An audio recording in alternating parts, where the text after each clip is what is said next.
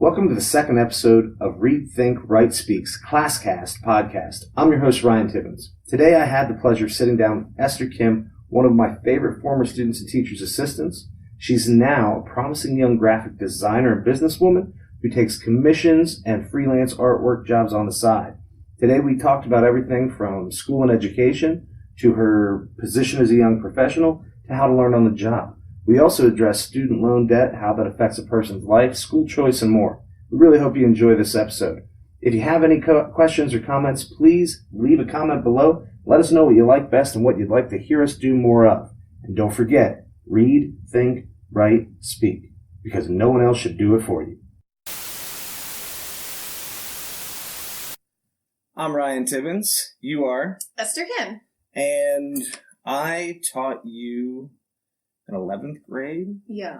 And Junior then you year. TA'd 12th grade, right? Yeah. I wouldn't say I really TA'd anything, though. Yeah, well, most TAs don't, if we're being honest. What year did you graduate? 2011. 2011. And that was my last year at Heritage, and then I went to Broad Run. Yeah. Broad Run after that, right? All right, and so since I don't really have a structure for this, basically the one thing that will tie in at certain points is how school has helped or not helped any of the stuff, but that doesn't really have to be a big part of the conversation. But what do you do now? And this is actually an honest question because I only kind of know what you do. I don't really know entirely what you do now. So I've had multiple people ask me what I do within 24 hours. Mm-hmm. And I'm like, I guess I don't really talk about it. But okay, so technically on paper, I am a creative director for this startup company in Lansdowne. Okay. So we are making an app for investors. So it's our tagline is where local investors can find local investments. So kind of think of it like Zillow meets LinkedIn almost. Okay. So it's what's the word for that? When is it microloans? But that's where you lend money to people in third world countries. Yeah. And then they pay, I don't know, it's like a humanitarian thing. But I mean, is it like that, not necessarily microloans, but finding ways to support local startups? Kind of. So it really ranges. So we do a variety of stuff. So right now I was actually talking to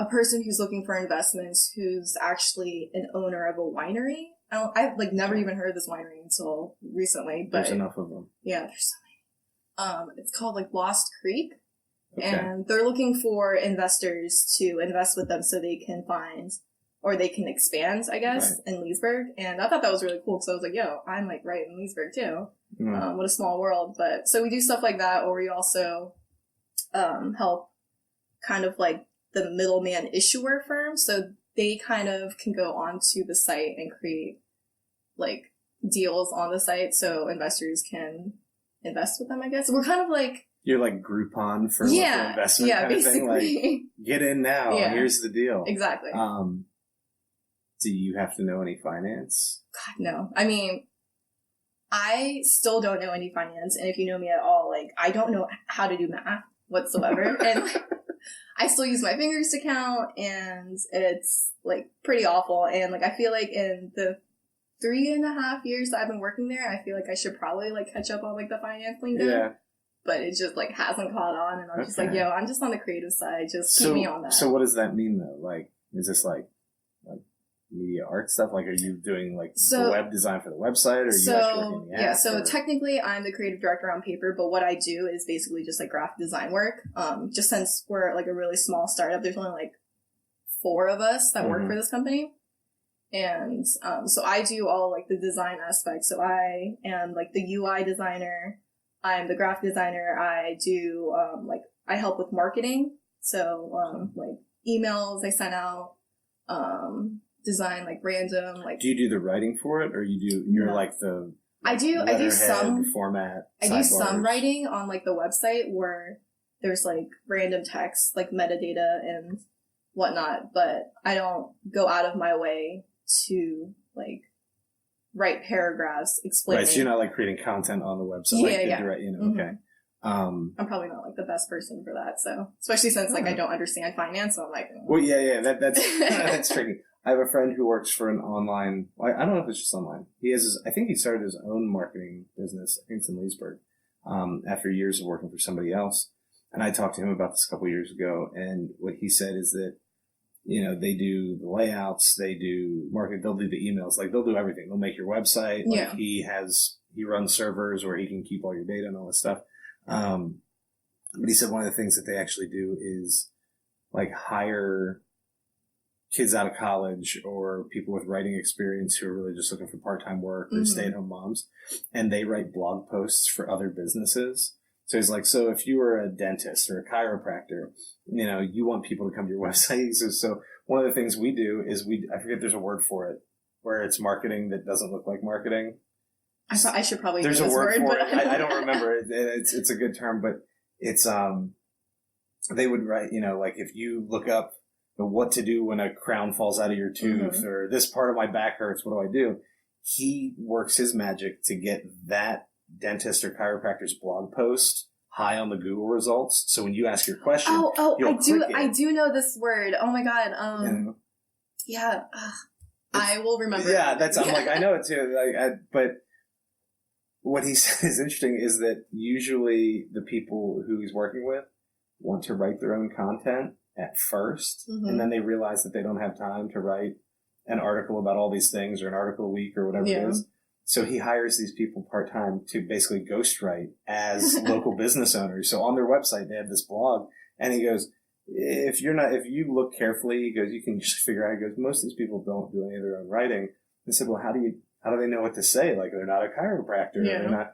And he goes, we just sort of throw some things together based on basic advice from the client, and then we let them proofread it. Oh.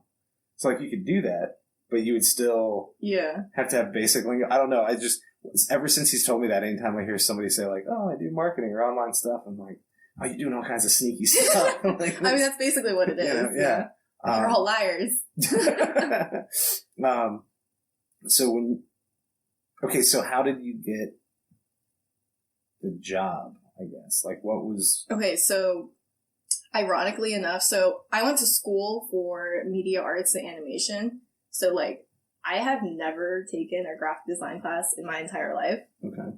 And even in school, I was like, yo, I think I should take graphic design classes because I've noticed in all the job postings that they're looking for people who can do both, like animation and graphic design. Right. And I don't know graphic design. They were like, no, how about you just stick to your degree? And I was like, I don't think this is right, but okay. Yeah. And I asked like multiple people if I could take graphic design classes as my elective. Right. And I was like, I don't understand why I just can't take it as an elective. You're saying in college or in high school? In college. Okay.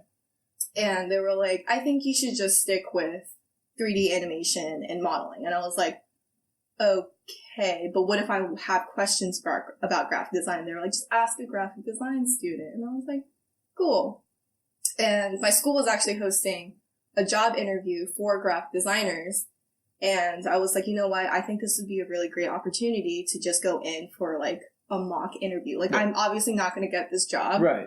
But I think it'd be a really good experience for me. By the way, this is just for anyone listening. Like, one of the best things in the world is a job interview for a job you don't really want.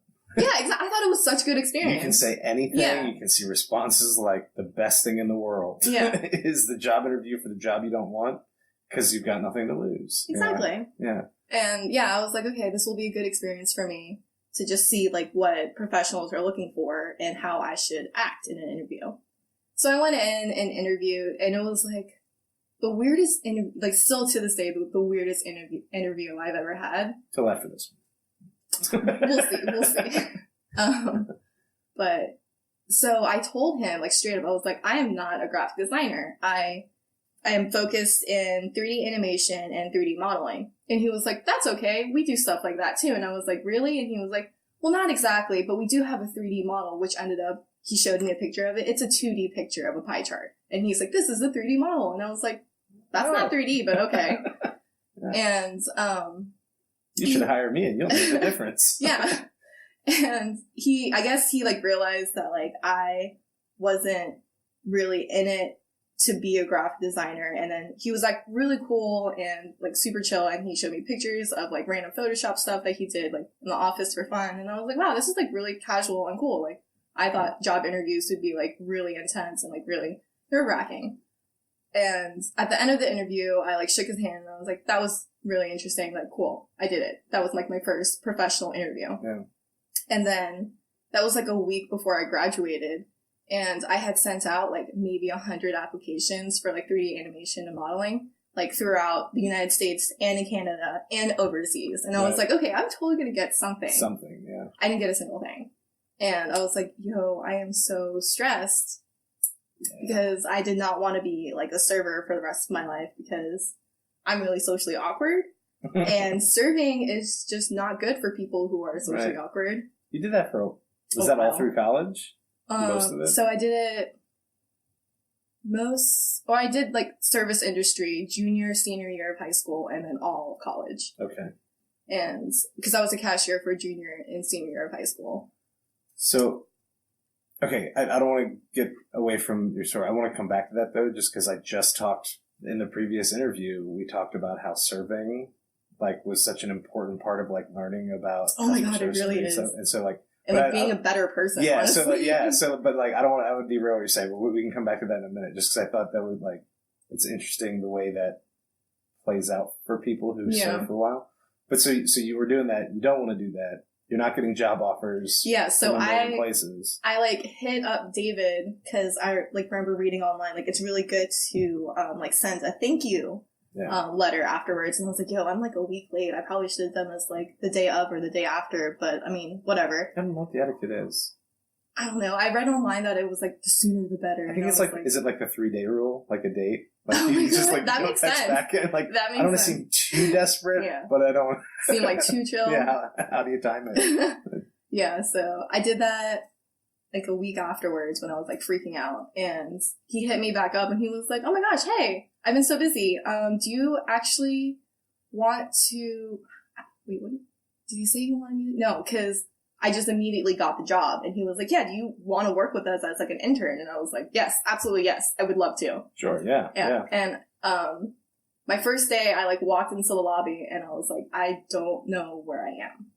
Because they're like a building, or they're in. Do you want to plug? I don't know their feelings. Do you want to plug the name of the business? Like, you don't have to. I don't know if they'd want that or not. I don't know if I should. Okay, no, that's fine. I just we're talking about it in general terms, like Yeah, that's true. Fine.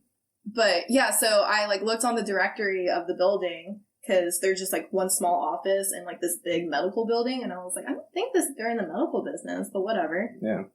And I couldn't find anything, and I like called them, and I'm like, I don't know where you guys are. I think I'm in the right building, but at the same time, I don't see you guys on the directory. And they're like, oh, that's because our name on the board isn't like the right name. And I was like, okay, that's cool.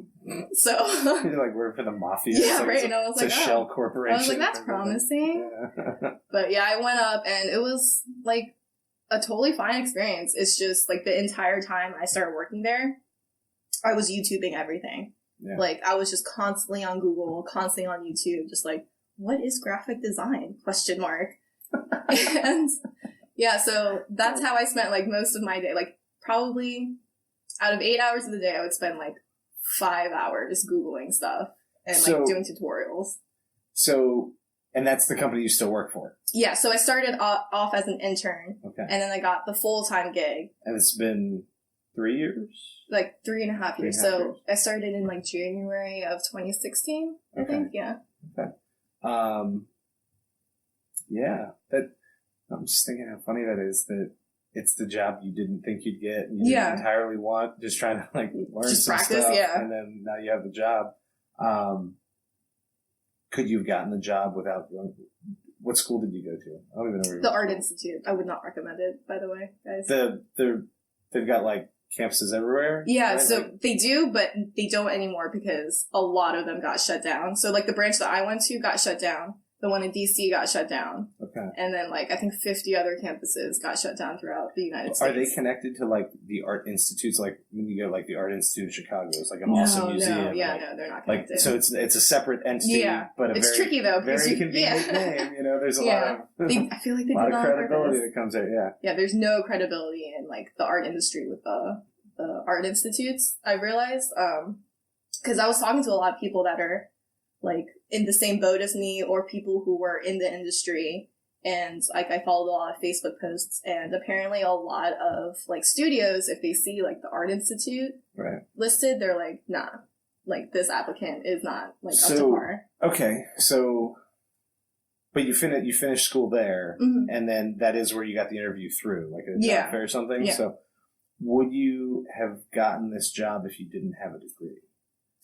See, I don't exactly know, because of the fact that they all know that I am not a graphic designer, and they only took a chance with me because they liked me in the interview. Right. So like in that aspect, I feel like I probably wouldn't have gotten that interview because the Art Institute hosted it. But at the same time, I technically wasn't supposed to interview with them. Right. I kind of just like slipped in. It's 62% of people with a college degree have a job. Yeah. Mostly unrelated to what they studied. Like really, you know, a college diploma has more to do with like signaling the kind of person you are. I'm dedicated. I can manage my time. I'll show up, you know, because in the end, most people have a job. I mean, yours is related. Yeah. Right? I mean, somewhat. It's like art related, yeah.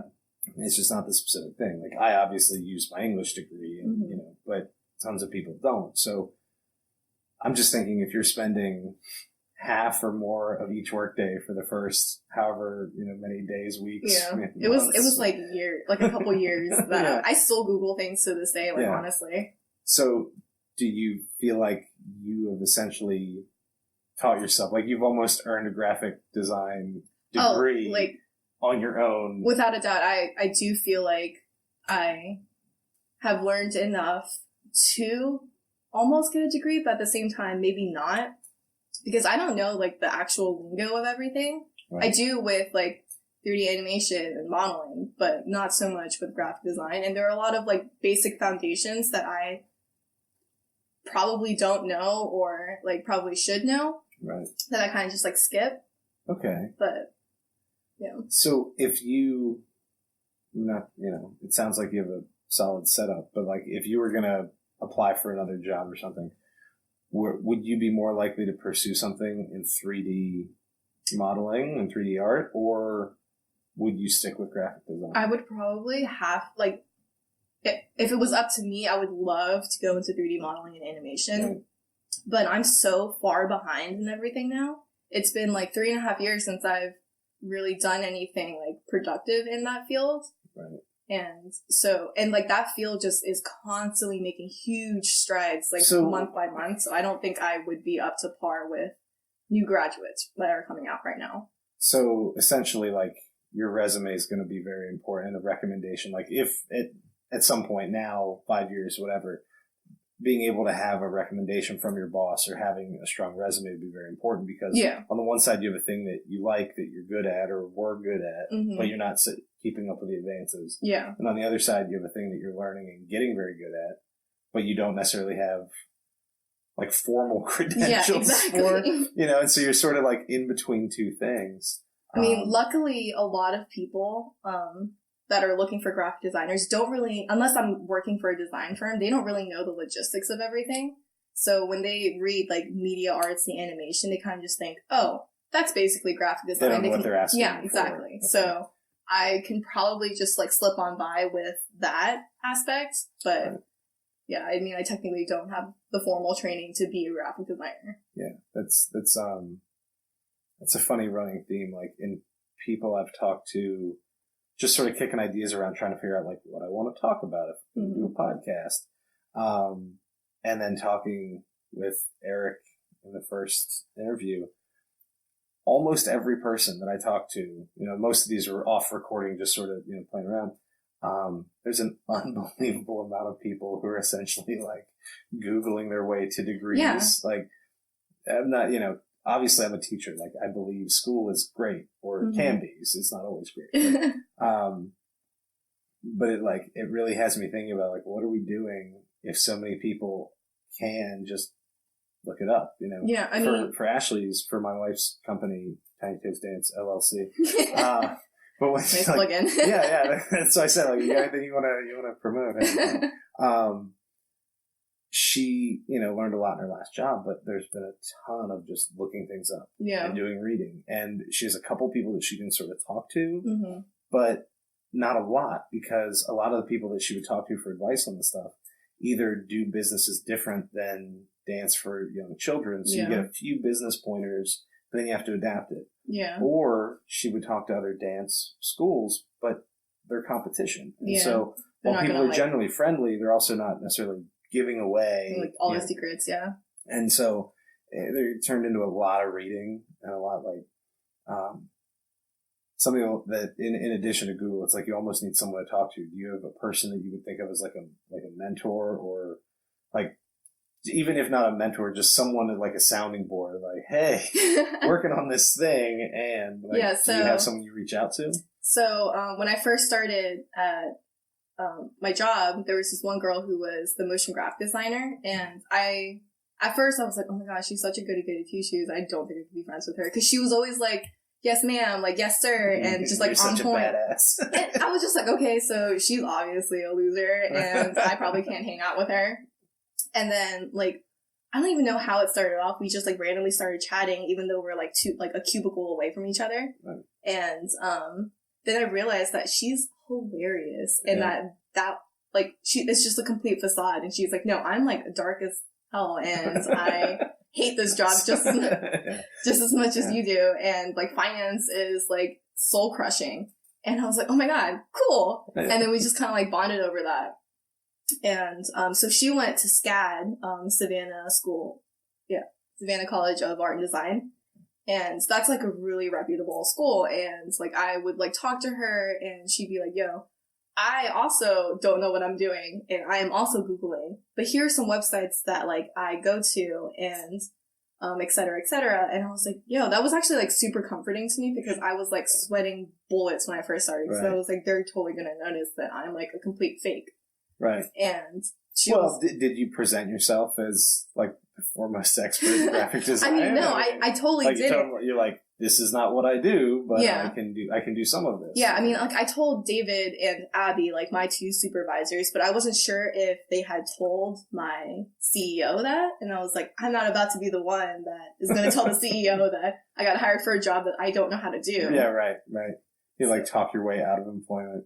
Yeah. Would it,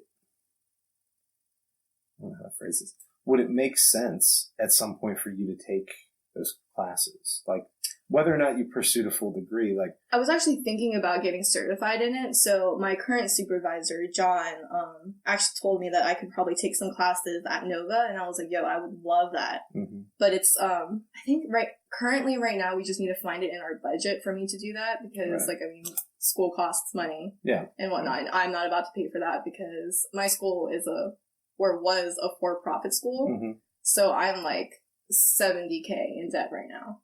Okay. So I mean, well, I went to JMU, go Dukes, and out of state, and did a fifth year master's in teaching. And I always say, every year I have this talk, like, we probably very, very casually talked about college or student loans, like when you were in high school, and now it's something that at the school I'm at, the counselors come in every fall, because all I teach are juniors. Mm-hmm. So they come in and they do this. Here's how you start researching for colleges. Here's what you want to look for. Here's what schools are looking for, blah, blah, blah. Mm-hmm. And it takes about half a block. And I used to try to like rush them through and teach for the other half of the class.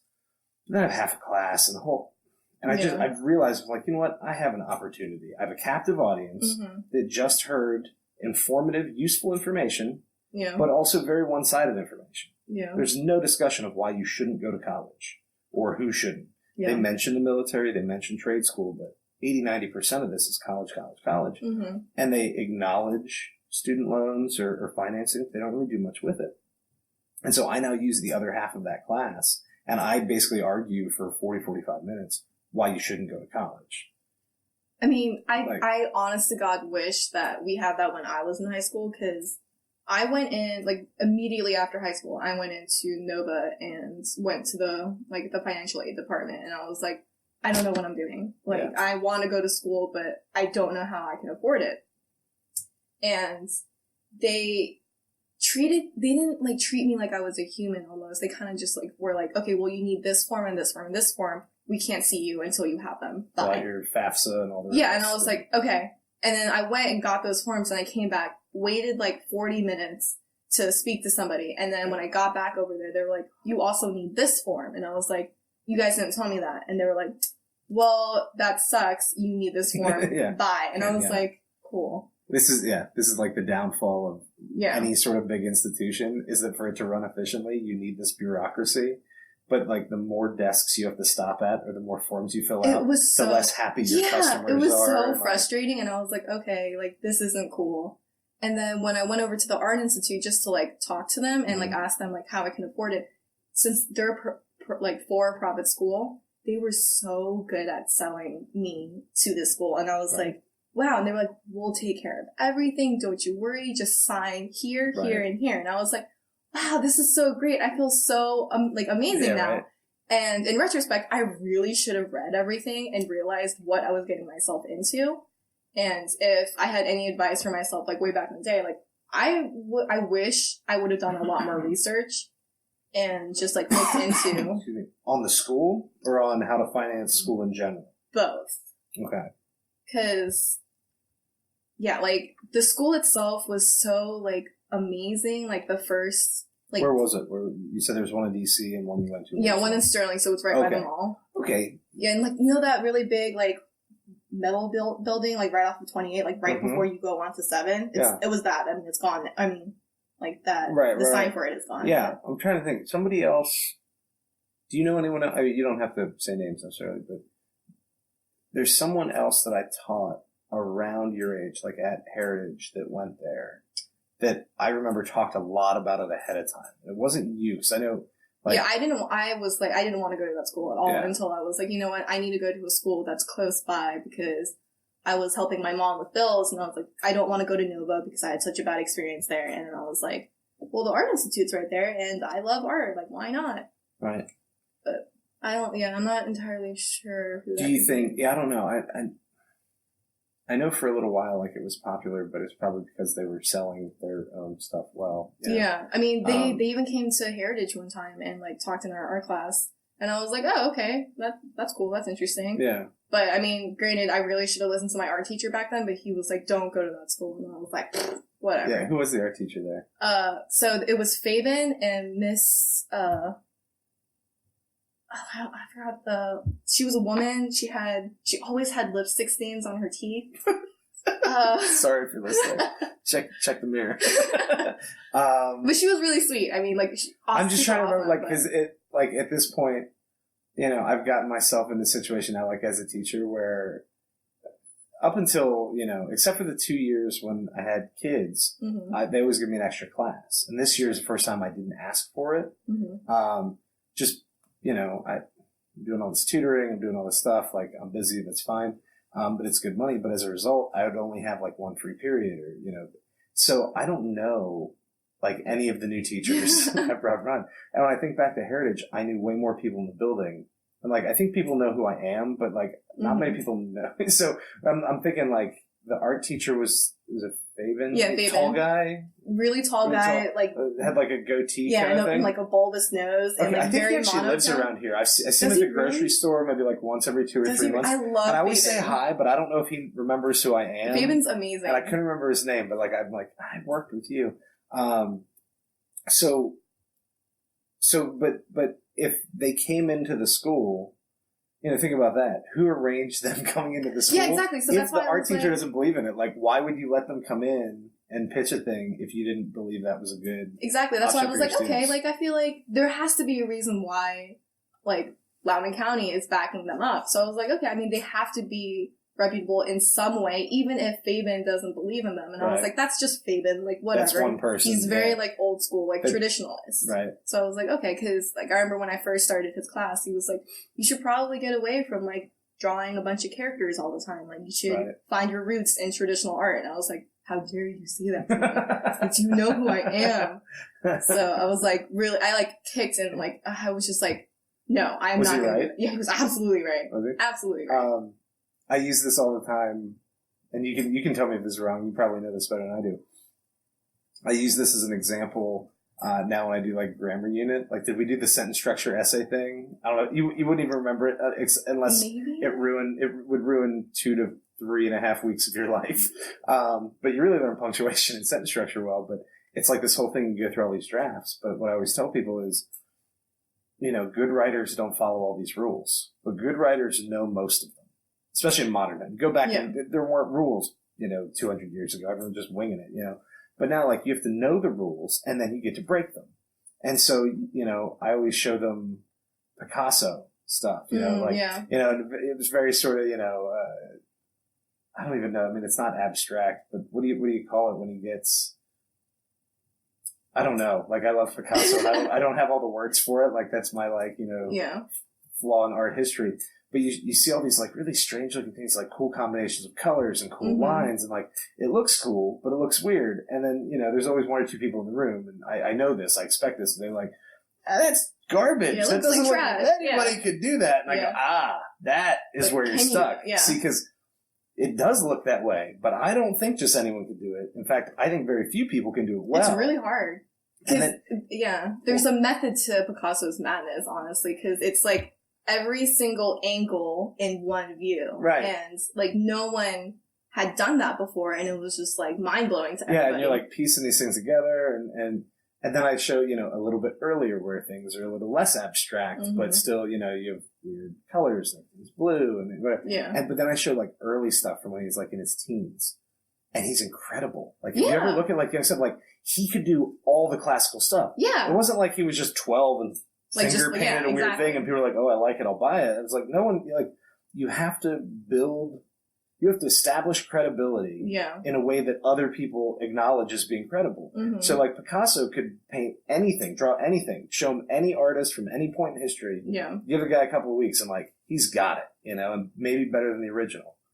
And then once he can do that, he does his thing. Yeah, he was able, to twist it. Yeah. But if you show up to an art class as, a passionate but maybe less skilled art student, you're I draw this. You know, is the art teacher right when they make you do the other stuff? That's the question. Back in the day, I was yo, you're ridiculous. I got this. I'm going to be a character designer. But as the year progressed, I think had to have been my freshman year of high school. As the year progressed, I was yo, I actually really like still lifes. This is fun. It's interesting. I don't have to think about what my subject's going to be. It's just right in front of me. And I do that well? Yeah, exactly. And it's you have to learn how to shade. You have to learn line art first and et cetera. And I was this makes a lot of sense. I became a better artist just by doing a bunch of still lifes and just respecting the basics. Right. Because I wanted to jump to the ends, and I didn't realize that at the time, but now I do. I was yo, I'm really glad that you took the time to tell me and forced me into doing all of these still lives and just I think that's what everyone wants to do, though. Yeah, of course. I want to do this thing, and you try to jump right into the end. And then, of course, you already want to be the expert. You don't want to actually practice and learn. Because I have so many people ask me how did you get so good at art? You're amazing. And I'm it takes years of practice. And they're no, it's just a talent you're born with. And I'm no, it's really not. Yeah. It's just years of practice and patience. There are very few talents people are born with. Yeah. You might be born better suited to them. Yeah. But you have to do the work. Exactly. There are very few people in the world. You have the 4-year-old savant who can play Mozart. That's true, But these are really rare circumstances. Mm-hmm. And if we're being honest, we're talking about people who, even when they're completely, socially, quote unquote, normal and everything else, this is a person who essentially has a disability that the rest of us really admire. When you're 4 and you can play Mozart, there's actually something wrong with you. Yeah. And so everyone else has to work at it. And how much you have to work, that's going to make a difference, I guess. But I don't know. So, at this point in your career, thinking work related, both as a professional and as an artist, and those overlap at some, a lot, I don't know. Would it really benefit you to take art classes, or would you absolutely. Would you be better suited taking things very much focused on, say, business applications, doing the media arts and design, doing web design? What would serve you better professionally or personally? I feel it kind of goes back to what we were talking about. You need to go back to the basics. And with graphic design, yeah. you still need to have an art education of just understanding color theory and understanding what looks good and what doesn't look good and just like design fundamentals. So I feel like if I were to go back to school, I would absolutely go back to taking like actual art classes and then eventually branching back over to like design classes and whatnot, because I feel like it's been years since I've taken like a legit art class, like a fundamental class. Yeah. So I think I would need to go back to the basics if I wanted to just like broaden my artistic skills, whether it's professionally or just personally. Yeah. I was thinking about that with writing, you know, as I've been trying to write more for the website, and my own mediocre feelings about my writing. Like I can punctuate pretty much anything, you know. I can argue a thing fine, you know. But over and over, I keep having the feeling that I'm better at talking with people than I'm ever going to be at writing. But I also haven't written in a public way, aside from doing examples in class, in 10, 12, 15 years, 10 years, you know. Yeah. And so if I was really serious about, like, I'm going to take over the world as a writer on my own website or whatever, like, I should probably take a writing class. Yeah, not absolutely. Not that I would probably learn anything specific I don't know. I mean, maybe here and there a cool, you know, a cool sentence stretch, something. Oh, that's an interesting way to describe something. But the idea of like having other people's feedback and having someone who knows more about it than I do, and do who's the just critique. like you know, whether I'd learn something technical or not, just somebody telling me what I can do better would probably be beneficial. Yeah. Does it make sense for me to do that when my primary income is teaching high school? No. Yeah. I mean, I'd do it for me, but I wouldn't need to do it for that, because not that you ever want to be lazy about it, but I know way more about it than the students in the room. Yeah. And so I'm already doing that. So would it serve me? I don't know. Yeah.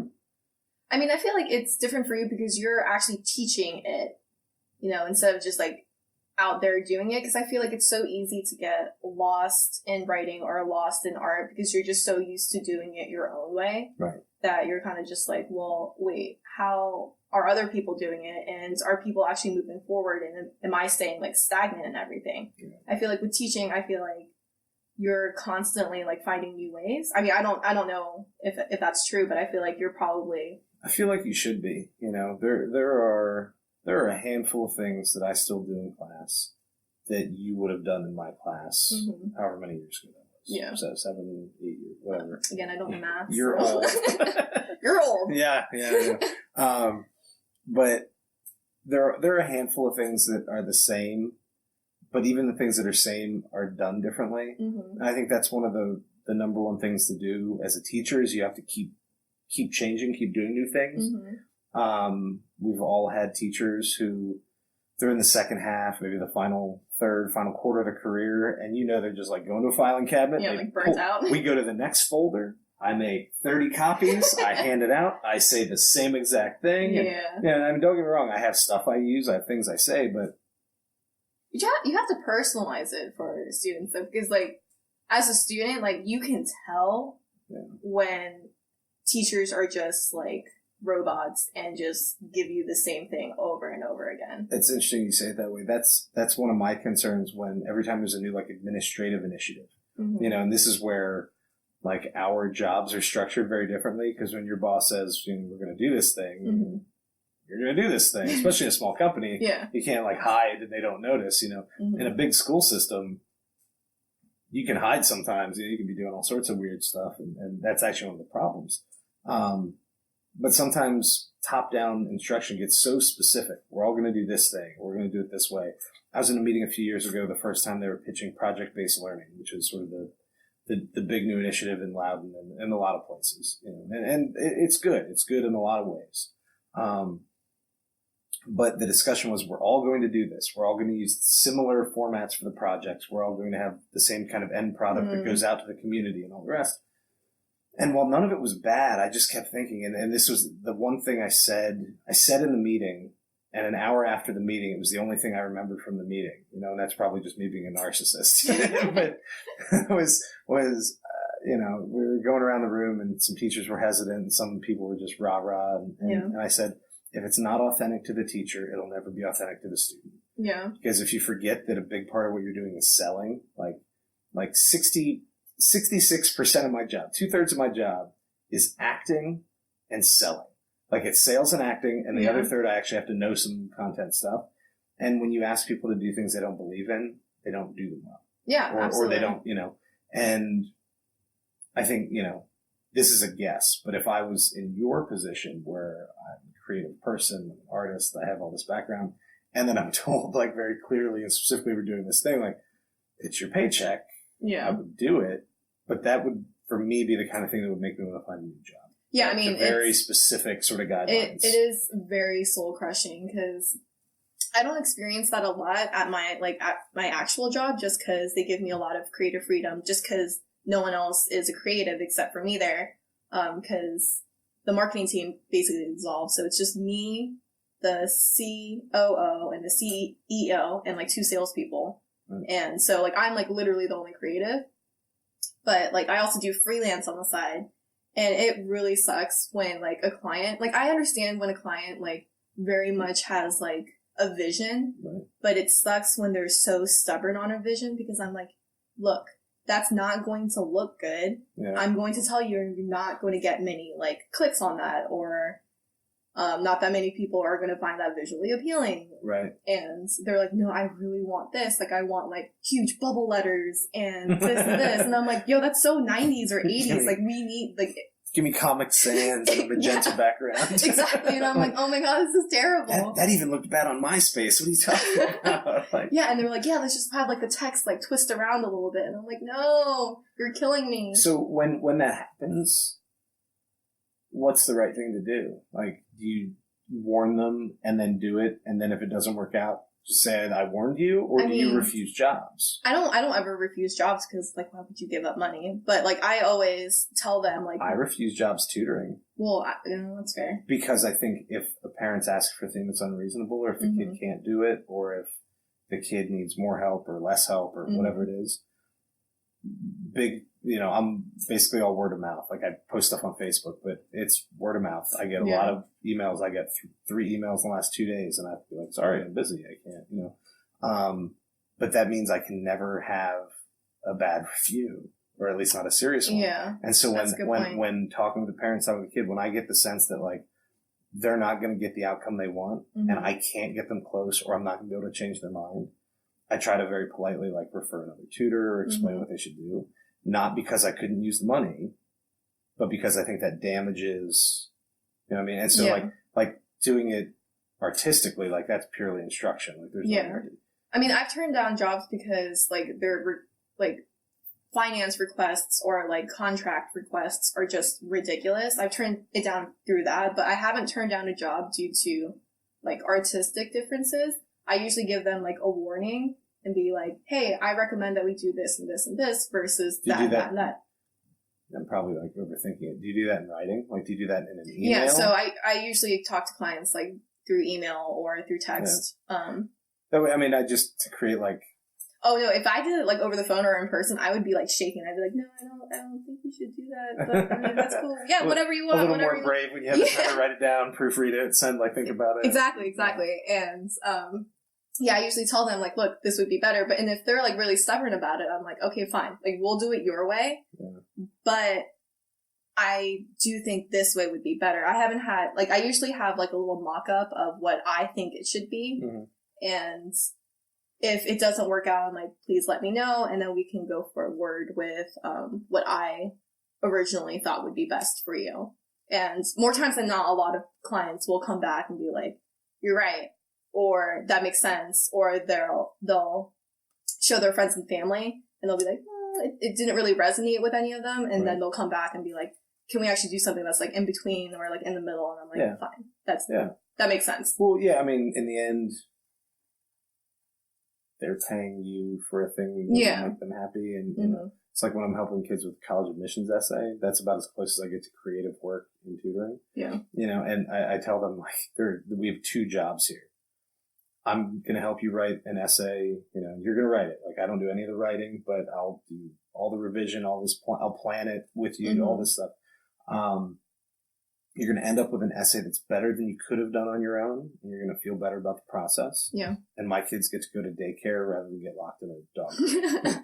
I usually don't say that part.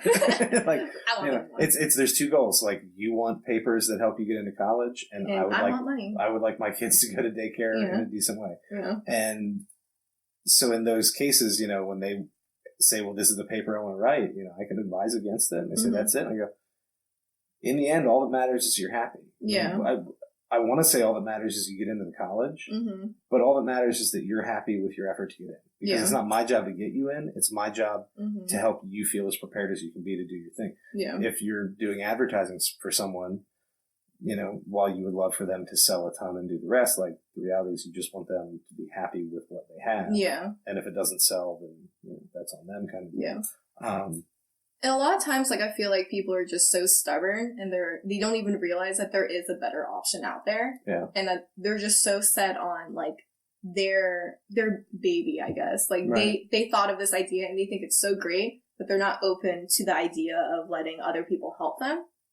So I feel like more times than not, I'm like, I think this would look better, and they'll see what I created that was, like, in their vision. They're like, it's not that good. And I'm like, I know. I tried to tell you. I know, yes.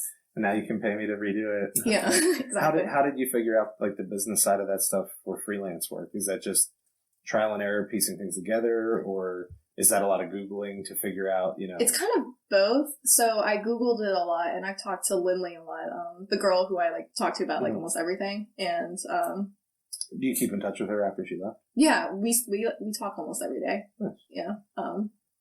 But yeah, it was basically, like, a lot of Googling and asking her if I thought this rate was obscene, or, like, if my portfolio was up to par with how much I'm charging and stuff like that. But I guess, I mean, it was a little hard at first because I, like, would send people, like, how much I charge, and I'd be really nervous because I would be like, what if they don't want to do that because I'm, like, too expensive, or what if I'm too cheap?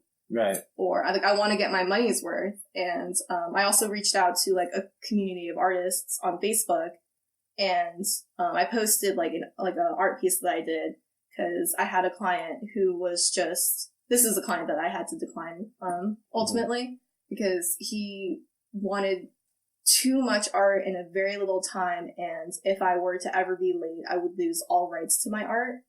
And I was like, I feel like that's kind of weird. And then I posted It's a trap. Yeah. It's a trap. And then I was like, That's... And I posted it to the art community, and they were like, do not do it at all. And I was like, okay, you think? And they were like, yeah, so many people had gone through that as well. And I was like, whoa, like, I had no idea. And, like, there were artists that I've been following on Instagram for years that I, like, highly respect that were commenting on that post that I was like, yo, like, this is crazy. And, like, super impressed that they actually took the time to, like, write out, like, a paragraph of just advice and just, like, declining the offer and telling me, like, don't do it. So that's obviously helpful. Do you think that, like, boosts your confidence, though? Like, when people you see that you think are good, that you know, they're popular online, all the rest, when they take the time to respond, like, if I put up my drawings and said with the same complaint, like, I bet they wouldn't respond. You know what I mean? So yeah, I mean, it was a total ego boost for sure, but does that help you feel better about your pricing then, though? Like, when you're getting that? It did make me feel better about my pricing, and it also made me feel a lot more confident in declining that offer, because I thought before I posted that, I was like, am I just being, like, really, like, ridiculous and just being super picky? Yeah. Like, maybe this is just an industry norm that I just don't know about. Right. And I was, like, super unsure about everything, and then just talking to everybody. It was, like, 300, like, plus comments of just everyone just being like, no, don't do it. This person sounds shady. You're just going to work your butt off, and it's not going to pay off whatsoever. Right. And I was like, okay. So, like, reading everything just made me feel a lot more confident in, like, how I'm charging and if I'm even worth that much. Right. So I thought that was a really good... I think that's a weird thing, too. And say, and I'll refer to tutoring not to the same job, but it's the same sort of freelance, like it's the thing I do on the side, whatever. I started out, and I'll say, you don't have to say any of your stuff, but like I talk about my pricing openly because it bothers me that other people don't. Like I see the same people at the library, like at certain libraries, every day of the week, or, I'm there 3 days a week and I see the same people all 3 days, you know?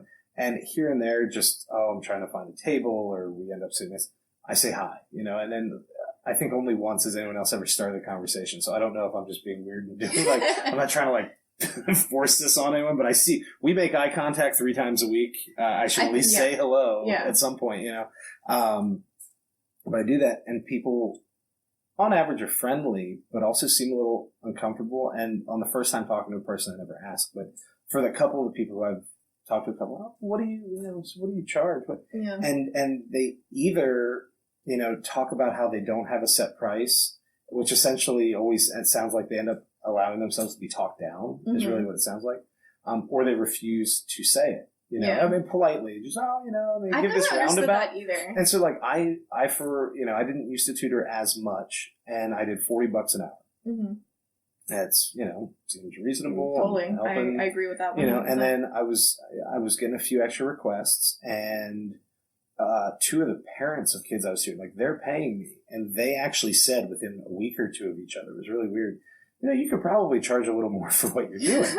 And when like the person that's paying you tells you they would pay you more. Yeah. You're kind of like, okay. So I went to 50 and I was good. And then shortly after Evie was born and now I'm like, we've got 2 kids in daycare. 2 kids in daycare cost more than the mortgage and insurance and taxes on this house. Like, I heard about that too, actually. And so I was like, you know what? I know there are people who charge more. Let's see what happens. Like I had a full schedule and I had 2 kids on a wait list. And I never did the passive aggressive, well, you'll pay it or I've got someone else. Like I never said it, but it gave me the confidence and I went to 60. And I only had one person push back, but we were also hitting a point where it probably needed to end that anyway. Yeah.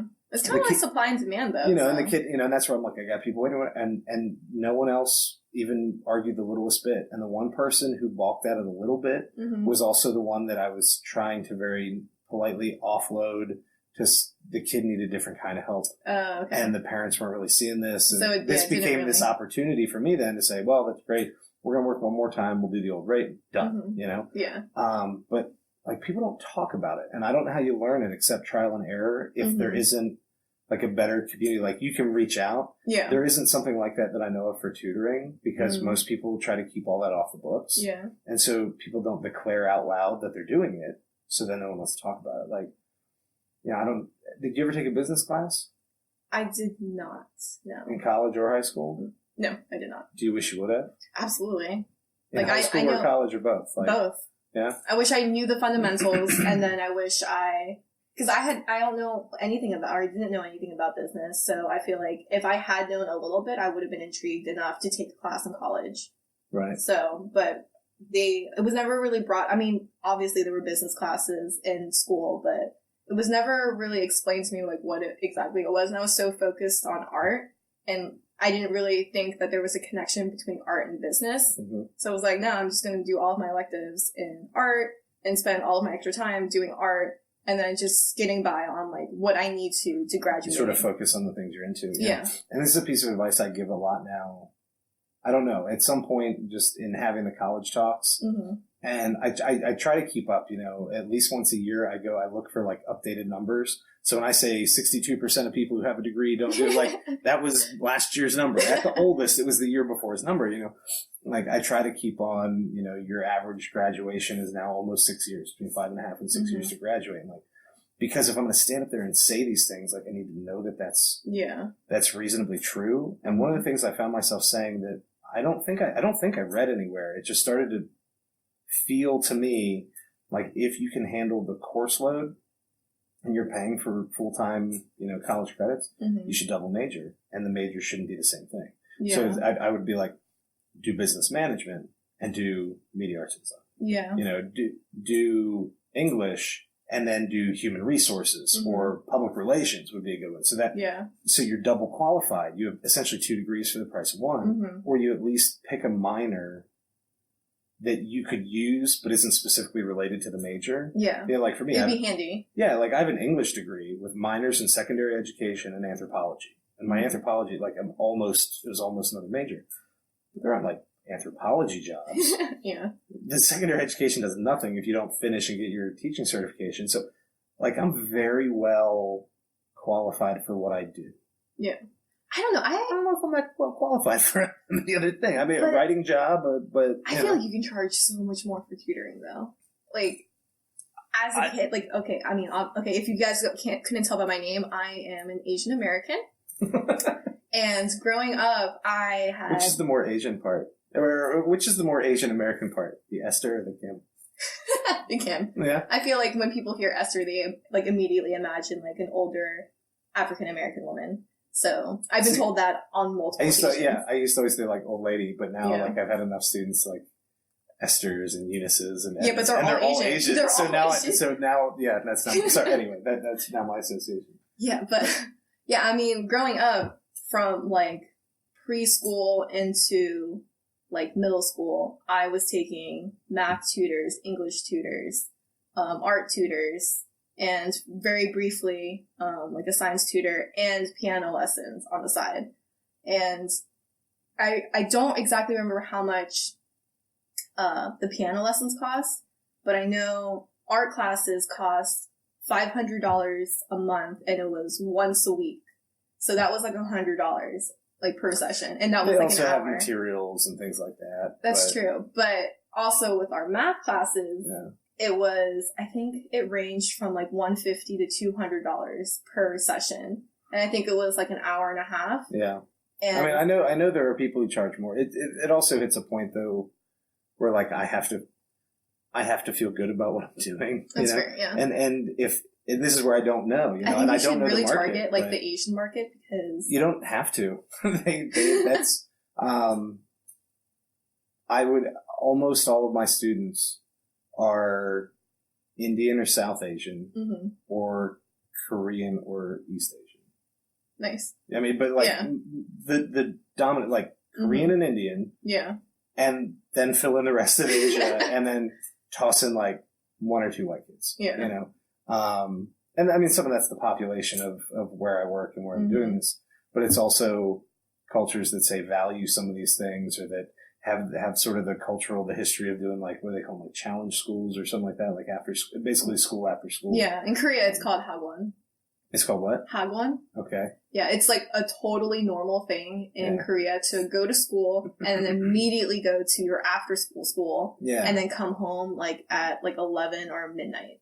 And like it's just like a very normal thing. Yeah, that's awful. It really, really is. I hated it when I was a kid. I read an article about that recently, how the South Korean government is trying to find ways to limit some of it. Yeah, it's ridiculous. Like suicide rates are creeping up and anxiety rates are already very high. I think South Korea is like the highest suicide rate in like the developed world. Is it? I mean, I know it's up there, but in the article, one of the things they talked about was that, you know, the government is recognizing that this cultural value on like education and being productive and all this that in a way is great. You know, South Korea went essentially from a third world nation to one of the world leading in 2-3 generations. It's too much, I mean, like the rate of improvement and increase in the quality of life and the quality of production, like, is insane. But at what cost? And I think people are starting to walk that back. But you know, when you're thinking, how can my kids compete and how can, you know, all this sort of stuff? I guess you do what you have to do. I don't. Yeah, but at what costs though? Because I went to Korea like 2 years ago, and we were taking like the subway, and there was just like a random glass door like right in front of like the subway, and I was like, I asked my cousin, I was like, what is this for? And he was like, it's so people don't jump in front of the train. And I was like, are you serious? And he's like, it's very common here. It was a subway right by like the college, like right next to a huge college. And I was like, you're joking, right? Because I've seen this in a movie before, and I thought it was hilarious. Yeah. And he was like, this is like, it's totally it's real. like when they put the nets under the Golden Gate Bridge. Yeah, and I was like, oh my God. Do we really need this? We do. Oh, yeah. That's bad. That's bad. Yeah, it's ridiculous. Yeah, there's something to be said for quality of life. And for all the extra stuff you could do. I mean, would you ever do art tutoring? Like, would you ever work with a kid? I would. I actually thought about doing that on the side. But it's kind of just hard for me to find kids, I guess, or even find you kind of already have to have experience to do that, because I get it. People are very protective over their kids, and it's I don't have any experience in that field. And I don't blame people for not wanting to take their chance with me. Right. And it's a thought that came across my mind, but I haven't really gone out of my way to really do it. Well, and I mean, if you like your other work and that lets you be creative, or if that makes the same money or more or whatever, if somebody was going to pay me $60 an hour to just hang out and do my own writing as opposed to help their kid with theirs, I'll do my own. Fine. Yeah. I mean, I'm sure that's skip the middleman, and that's great. But I don't know that there's a market for that. At this point, writing jobs pay less and less and less because there's more and more people with degrees and nothing to do. And so, now you sit down at, I don't know, Bleacher Report for sports, or I don't know, any of a million. I'm trying to think. Whatever. There's a million terrible websites but they just generate so much content, and people are being paid nothing for this, and so I wonder if BuzzFeed is like that. That's the one I was trying to think of. I always wonder that. I feel like BuzzFeed does not pay anything. They have certain writers that do these things, and then the bulk of their work is coming from people sort of right out of college, right out of grad school, who don't have a job, but have been through enough school that they're at least decent writers. And that's how you generate so much content, and it's... But see, that's terrible, though, because there's so many graduates that are coming out of school with so much debt and are getting paid very little to do it. And I'm just that's kind of... There's so many, internships that I see that are it's free, or we don't pay you, but it's for experience. And I'm dude, people are coming out of college with at least $35K in debt. They need the money. I think that's the national average now. It's 30, 35, something like that. Yeah, I think so. I mean, I left school with 60, and now I'm closer to 70 with interest, but... I was 105, 110. That's crazy. But unbeknownst to me, my parents paid half right off because my mom is one of 5, and all of her siblings moved away. None of them stayed anywhere close to where they grew up. And so she was the one that took care of her parents as they got old. And they weren't wealthy people, but they had some money saved, and maybe more importantly, they had pensions, which meant the money they saved they didn't really have to use. Nice. That's one of the things that keeps me at my job, knock on wood. I know they can hear that in the mic. That pension sticks around, because while I've been offered jobs from friends and people who know I'm a reasonably intelligent person, I can write, and the pay is much more, just to start, and the thing I'm unexperienced in. But there's this huge risk because, I have a pension, and if I leave and I were to go back to teaching, the rules have changed, so I would get so much less, or I'd have to pay in all this more. And so, but anyway, so they had pensions, so this money got saved. So my mom got a little chunk before, or aside from then what was split when they sold the house, sold the car, or whatever, between her siblings, because she took care of them.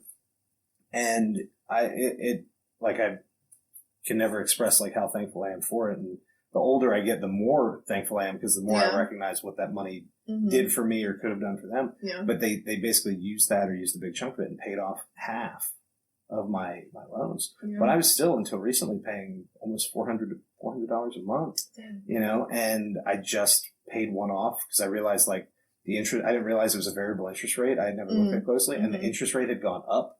So it's the smallest amount, but it's costing me this big chunk. And so I was screw that. I'm just pay it off. I've got $1,400 in savings that I would like to keep in savings, but this thing's killing me. It's going to cost you more. So, so I just took the money out of savings. I paid, and so, the loans come down.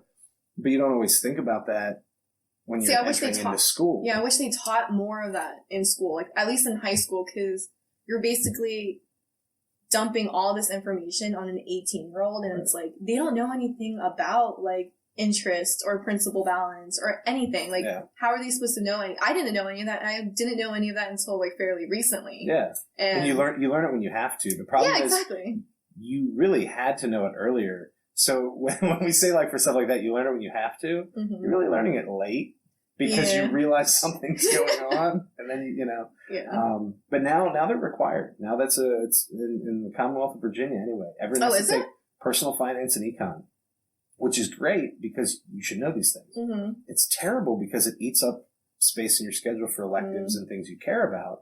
Most people do it junior year, or they'll pay the money to do it online or over the summer or something like that. It gets I'm saying mixed reviews, and that's me being optimistic about it. Students aren't real happy with the class on average. I feel like it's because they don't really care. Like, I mean, if I were a high school student now, and if that was, like, kind of forced on me, I'd be like, I don't care. Yeah, well, and when they try to show you, like, how to balance a checkbook, like, how many checks do you write a month? Seriously, like, you have a credit card, dummy. Like, you need to know how to read a statement. Yeah. And then calculate, your interest or whatever. Like, you don't really need to balance a checkbook in a practical way now. Mm-hmm. But the ideas of, like, compound interest and things like that. And so here and there during study hall, I now have these conversations about, like, hey, we got a few minutes to kill, and try to explain, like, what the interest is going to do on a student loan, or why saving even, $20 a paycheck, even when you're 17, turns into, like, crazy money when you're older. And, like, it seems like nothing. You're like, but that's nothing. It won't help me later. I need that 20 now. And it's like, yeah. And if you need it, cool. But if you don't need it, like, $20 a week starting when you're 17 or every 2 weeks would have been amazing. Yeah. Like, by the time you're in your 50s, like, you're retiring a little early with that kind of money, and people, like you said, people don't learn it, but maybe they also don't want to learn it. Yeah. That makes sense. Which sounds stupid, because when you say it's about money, like, how many teenagers, don't want to know about money, or at least don't have it. I don't know. I think that comes back to that sales job thing. I think that sometimes maybe just the way they're teaching it, who's teaching it. That's true. They're not making it seem sexy. Like, you need to show more clips of rap videos at the beginning of class, so it would be like, whoa, look at the yacht. You got my attention. Car, Like, if you want this yacht, so here's how you can do this as middle management. Like, how do you do that? So you just brought that up, though. If this is one of my 2 or 3 questions that I'm going to try to always ask. If you could change school, add something, delete something, I mean, it could be anything, like make the day longer, shorter, more technology, less, like anything, think out of the box. What's something that you would do differently in a public high school that you think would help people more? Like, you went to a pretty good school, and you're doing well now, but what would have been better than what you experienced or what most kids get? Honestly, I feel like we need to pay teachers more, just because it's very obvious that a lot of teachers, at least when I was in high school, were very jaded or just, like, did not care. And I feel like that's why I gravitated towards your class a lot, because you actually took the time to get to know everyone. And I feel like that's super rare. And I feel like if teachers were paid more to care, then it would be a totally different experience for a lot of kids who kind of need that extra, like, support system. Yeah. And I just remember, like, many teachers, especially in math, that makes sense because it's kind of just like, this is what you have to do, and this is the only way to get it. And something, I will say that a lot of the better math teachers I know, and at Broad Run, the math department's awesome, and I'm not just saying that, like, they go above and beyond. They do summer programs for the kids. They do, like, a boot camp for, like, 2 weeks before school starts. Come to the library. It's free. They don't even get paid for it.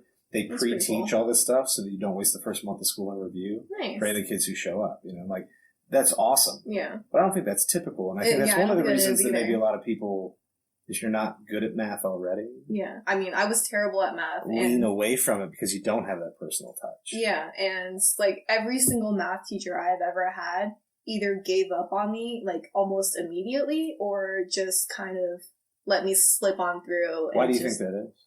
I mean, I know that I was a terrible student, and if I could get away with something, I would do my very best to do that. What do you mean you're a terrible student, though? Okay. Like, I mean, I taught you in an honors English class that you did reasonably well in, and that was a hard class. But you actually took the time to get to, like, to teach us personally.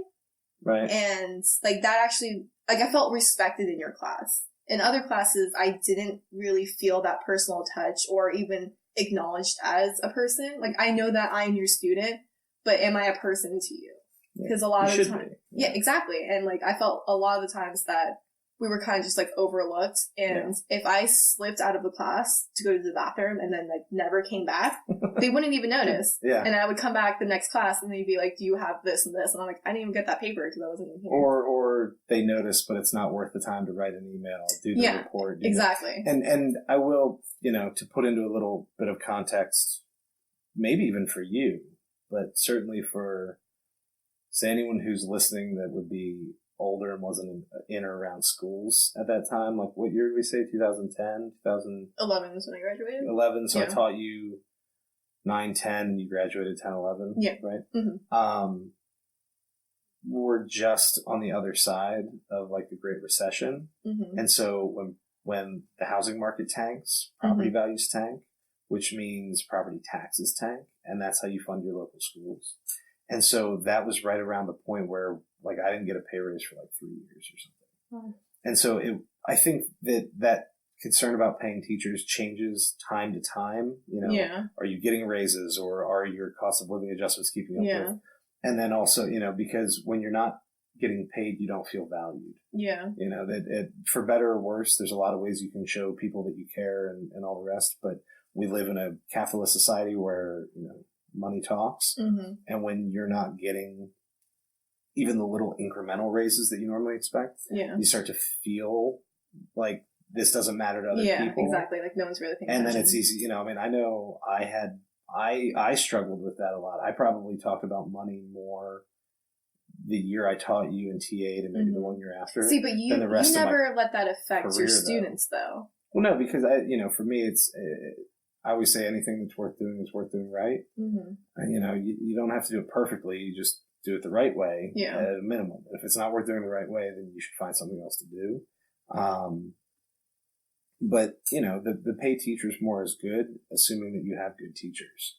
That's a good point. Yeah. I guess I just like assumed that a lot of like the laziness behind like teachers is the fact that they're not getting paid enough just because I see that around a lot. Yeah. But I mean, honestly, teachers could just be lazy just because they're lazy. Yeah, that's how you become a teacher. I mean, on average, that's actually a thing. On average, I think that teachers' SAT scores are lower. I mean, not that your SAT matters that much later in life, but it gives an indication of what you were doing in school or the prep you did or whatever, general aptitude.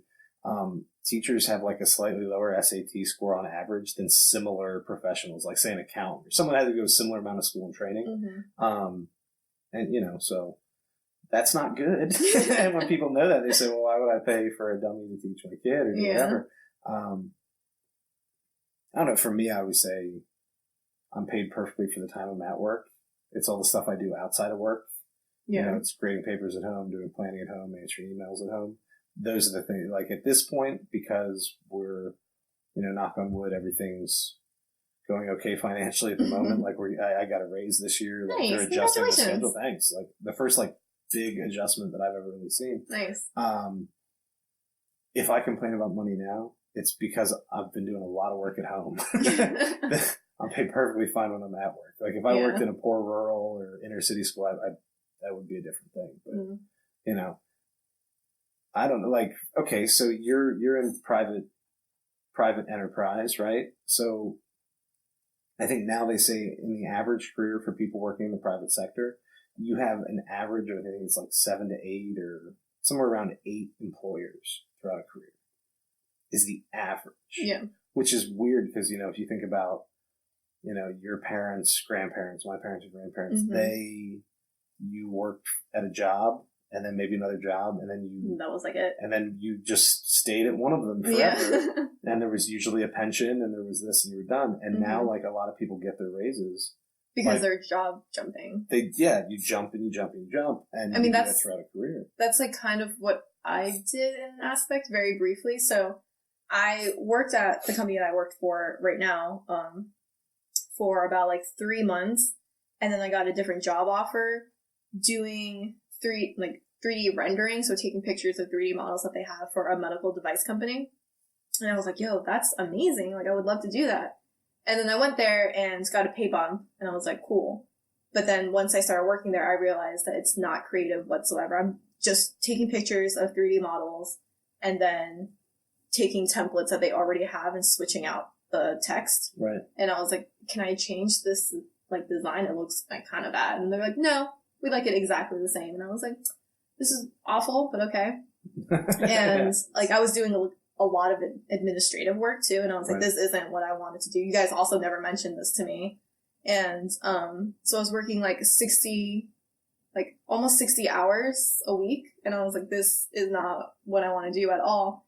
And then conveniently, David, the boss that had interviewed me at my current job, was like, hey, how are you doing? Are you happy at your old job or a new job? Are you ready to come back yet? Smiley face. And I was like, oh my God, please take me back.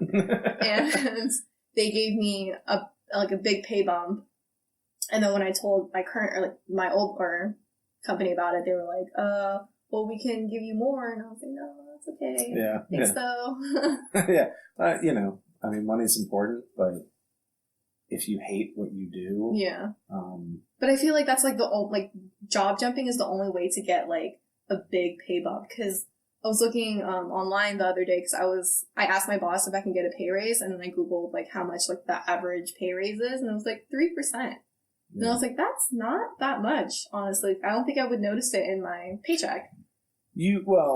Not check to check, but I mean, in the long run, I guess. Yeah. But, yeah. It's one of those little, but yeah, it doesn't necessarily, 2%, 3% doesn't feel like a big raise. Yeah. And that's where as a teacher, you get $500 a year. I mean, in Loudon, it's like $500 a year. Some years it's 4, some years it's 8. Yeah. Every 10 or every 8 years, it's like $1,000 jump, but that's it. The only incentive is be good enough not to get fired. If you think about it. Yeah. There's no financial incentive to be great because there are no bonuses. You guys have really great benefits at least though? We have good healthcare. I mean, it's gotten more expensive recently, but I think everyone's healthcare has gotten more expensive recently. The pension is good. Mm-hmm. Younger teachers pay more into the pension. Like they don't match in quite the same way. I don't know the details of it, but that's actually one of the things that is when I'm frustrated with my job or when I'm frustrated with not getting a raise or anything like that. When I go and look for other jobs that I could be qualified for, and I have to remember, like, I have no experience in whatever the field is, but I'm usually pretty good in an interview. Mm-hmm. I can read, write, and speak pretty well. And so communication skills go a long way. Yeah, they do. But they don't match the pension. So any extra money I'd be making, I would essentially have to save to get back to the same healthcare and match what my retirement will be. That makes sense. And so that's actually one of the things that has kept me where I am through doesn't have a lot, but a few times I just finished my 13th year. A few times I've been serious enough, like, that's it. I'm looking at jobs, like I'm sending emails. And the pension is the thing that holds you back. that sort of walked me through, because I think if you think about it long term, that's a serious thing. Makes sense. Like, are you ever going to be able to retire? I hope so. I mean, I have like a Wealthfront account, so it's like I have a Roth IRA, and it kind of like maps out like how you're going to retire, if you're going to be able to retire, and it says I will be able to, but that's like if I don't have any like downfalls along the way, like if I want to buy a house or if I want to have a kid. I mean, I don't ever want to have kids, but that's a different subject. Yeah. Good time. Yeah. We'll see. The only reason I say that is because when you say that now, you smile more than when you used to say that. And the last time we hung out, you held my baby. I did. You did? First baby I ever held. I mean, like, kind of. I mean, I held... Probably not ever, but yeah. I mean, I held, like, one other baby. Like, Gabe's niece? Yeah, niece. Yeah. I'm not saying it's going to happen. I'm just saying, like, you're more open to that idea right now than you were 3 years ago. Babies are a little bit cuter than I thought they were. Yeah. But they still, like, the overall... They're awful. Yeah. They're awful. I just don't think I could afford one. So. Yeah, that's... Okay, so sort of two things. We'll do the baby thing. And babies are awful. Yeah, but terrifying too. But toddlers I'm kind of into. Like, Evie's starting to stand and pull up on stuff, which means she's crawling and we're starting to play. And, like, her personality's coming out. Like, she's yelling at stuff and she's laughing and, like, it's good. within the next couple of months, she'll be able to get up and move more freely. Mm-hmm. And while that means I have to be careful, everything in my house is going to collapse and she's going to grab stuff, it means I can have more fun. Yeah. So infants terrify me. Like, I don't want to hold one. I feel like I'm going to drop it. There's a self-destruct button up on the top of the head. No thanks. That is awful. Yeah. But like when kids are able to have like a conversation with me, I'm like, okay, all right, you're a person now. So like, I'm not scared of babies. I just don't have any desire to have little babies. You know, that's tricky. Scary. But then they get, you know, like you can hear kids just woke up and there's like, you know, we're hearing pitter patters above. I'm like, that's great, you know, because that means we can do stuff. But so finances can be a big limitation if you're a person that is thoughtful about this. Yeah. You know, there are plenty of people that just have kids whenever kids happen. Yeah. And, you know, it's not a planned thing. And maybe I had 2 or maybe I had 7 and I didn't think, you know, and that's a different situation. But if you're a person that is paying attention to either not having kids, like I'm being cautious here, or I'm being cautious financially, or both. Yeah. You know, that's the number one reason that I don't want to have 3 kids. I mean, we started a little late. Mm-hmm. The number one reason that I don't want to have another kid at this point is because I think about what it would do to the quality of life for us and the other 2 kids, and what that means for, not that I'll ever be able to pay for their college or anything anyway, but like it just, and that's awful in a way, like to be like putting a dollar value on the joy. But at the same time, you kind of have to, though. I think so. And so I think if I made a lot more money, I would have more kids. I mean, statistically, the more money you make, the fewer kids you have on average. Really? Yeah. I didn't know that. Most of your big families are on average poor families. But like, how much of that do you think has been affected by student loans or college debt? Like, how much of those concerns? Obviously, you know, you're just like, I just don't want to have kids, and that's a separate thing. But how much of college is factored into that? Like, I feel like, honestly, 60 to 70% of it. Like, while children do terrify me, and society in general is just not ideal for me, I just don't think I could be able to handle raising a kid right now in like this kind of environment. But a lot of it is because I don't think I could afford it. No. And I don't think I would be able to give a child the quality of life that like he or she deserves. Right. And, Gabe and I were like throwing around ideas about like even adoption, and we were like, that's actually not a bad idea, because a huge part of why Gabe doesn't want to have kids is because it's kind of like the moral aspect, like they were never asked to be born, and it's like et cetera, et cetera. And I'm like, okay, well, he's that guy. Yeah. But next time he is coming, we're gonna just do that. Do it. But there are so many kids like out there in the world that need good homes, and I'm like, yo, I would totally love to adopt a kid. And then I looked into it, and it costs so much money to do that. Averages between $20,000 and $30,000. Yeah, and that's here. That's without travel to another country. Yeah, and I was like, I couldn't even afford that. And so many. This is terrible to say, but so many of those kids have disabilities. Yeah, either physical or mental, cognitive. Mm-hmm. That you're not only paying all this money up front to have the child, but it's like a usually comes with additional costs, or you know that this is someone's going to need your help forever. Like it's not like, oh, you're 18, get out of here, you know. We've talked about that, and you know, I still keep that option open. Ashley says, well, what if later when kids are out of school? And I'm like, yeah, but by the time Evie's into elementary school and you don't do full-time daycare, I'm going to be like 40. Yeah. You know, do I really want to have a baby at 40? I mean, that just means I don't get to retire. At some point I want to just be able to hang out. Yeah, and like relax, enjoy your life. And so, you know, you think like student loan debt initially just looks like, oh, that's the thing I have to pay. You know, and that was me coming out of high school, like, whatever, I'll go out of state to James Madison. That's fine. Yeah, I could stay instead. I could go here. I could go there. Yeah. No, this is where I want to go. And I'm glad I did. But, you know, $400 a month, I mean, I could be driving a big truck, or I could be driving a Mercedes. I mean, for the equivalent cost. Yeah. And it's not that college wasn't worth it, because I wouldn't have my job without it. But, you know, you got to put that in like definite terms. You know, of my best friends in college, I'm the only one that, like, my, like, core group of guys that I hung out with a lot, I'm the only one that has kids. And of sort of go to second circle people we hung out with a decent amount. Mm-hmm. Of all of those people, I think only 2 of them, I'm talking about the males, have kids. And for a lot of them, it's, you know, some of them got married later, but a lot of them have concerns like, well, I can't afford it. Mm-hmm.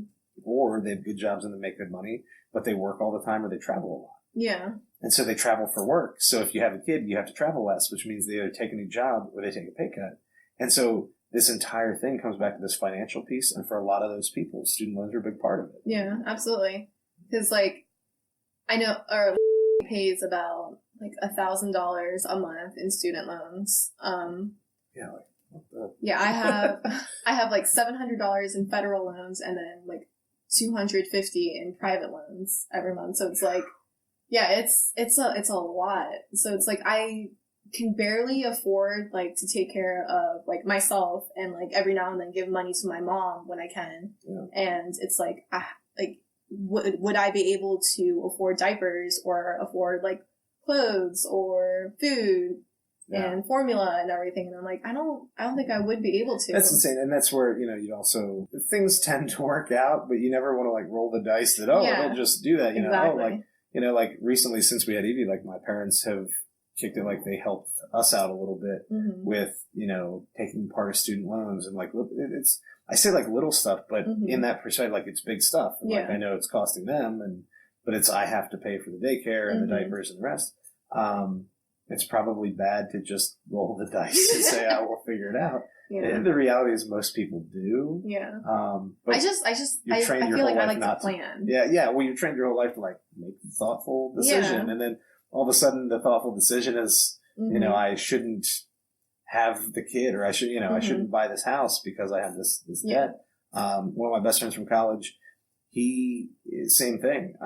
His student loans, he was out of state, went to JMU. His loans were basically what mine were.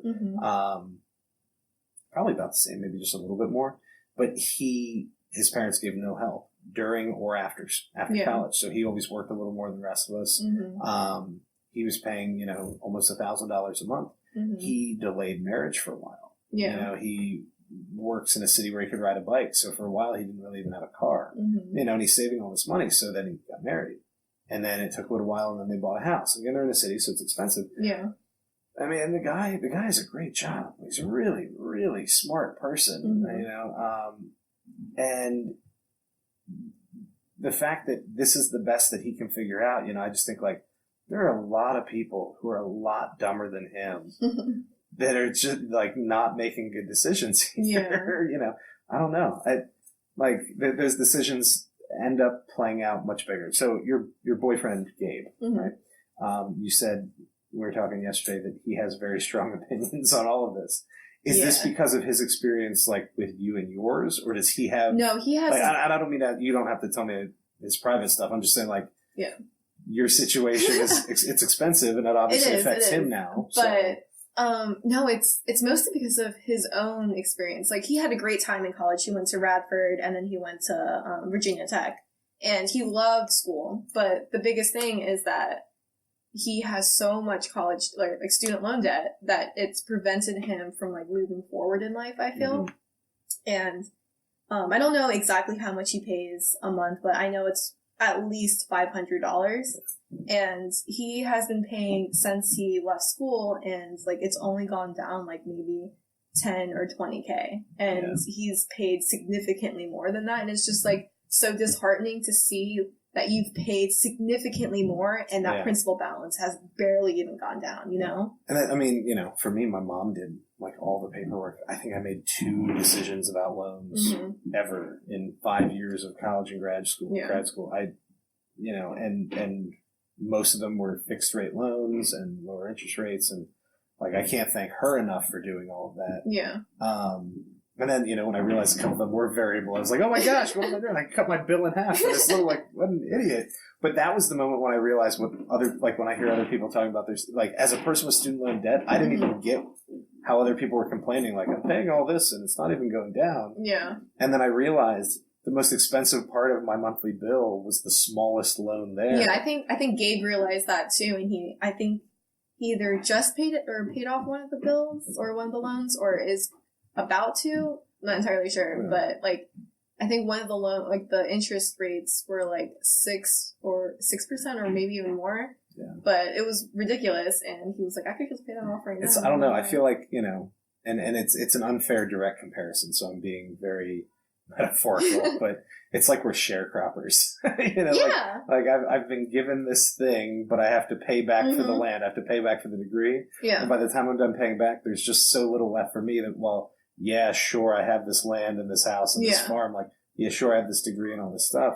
I'm maybe not reaping the benefits that you would expect because so much goes back to that source. Exactly. And like Gabe has a bachelor's degree in accounting, and he's not an accountant. He works at a sign shop, and he loves what he does because it's very like hands-on, and he could never imagine like working in an office. But that just makes it worse because he's paying for a degree that he's not using and probably will never use because he's just so like far from being a graduate, and like people aren't gonna. Yeah, I don't have any experience in it. Like, unless he can stay in his company and like slide into the accountant's position there to get yourself back onto that track. But they like outsource for that. They hire like a separate company, and it's like I even talked to him about like maybe doing that, and he was like, I don't know anything about like accounting, and it would cost me more money to like be recertified again, and like I'm not about to pay more money to do that, and like I get it, it makes sense, and I would be super like upset over the fact that I'm paying $500 plus a month for a degree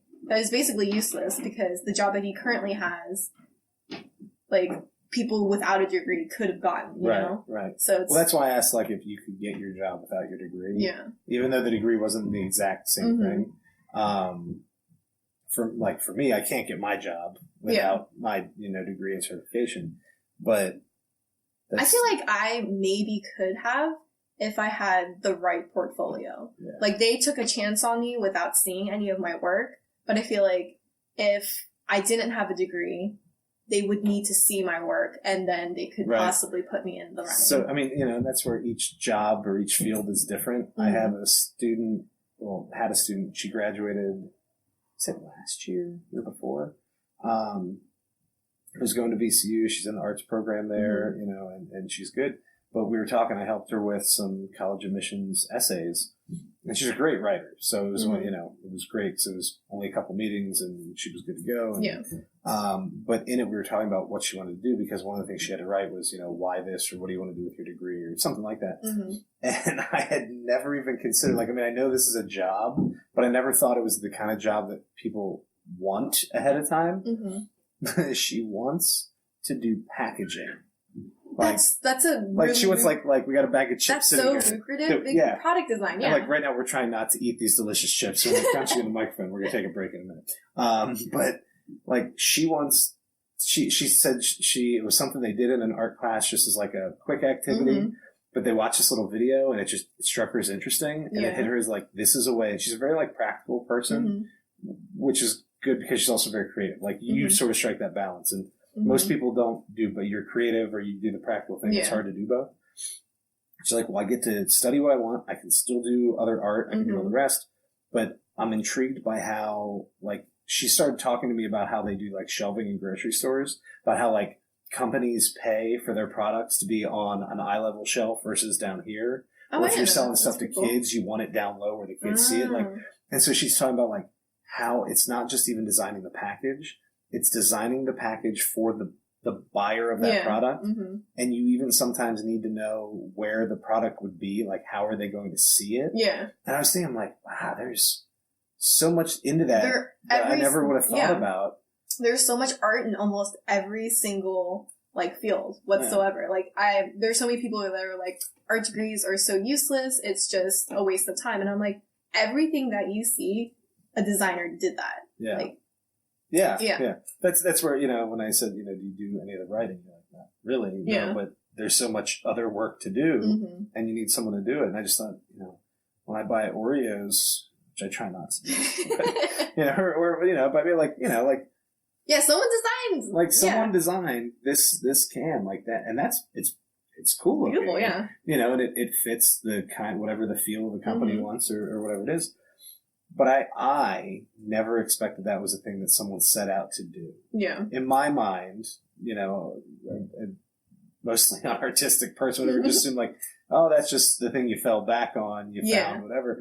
And she said, like, that's what I want to do, because I think it's interesting, because she really likes psychology. She liked a little bit of sales marketing stuff. She took like one class.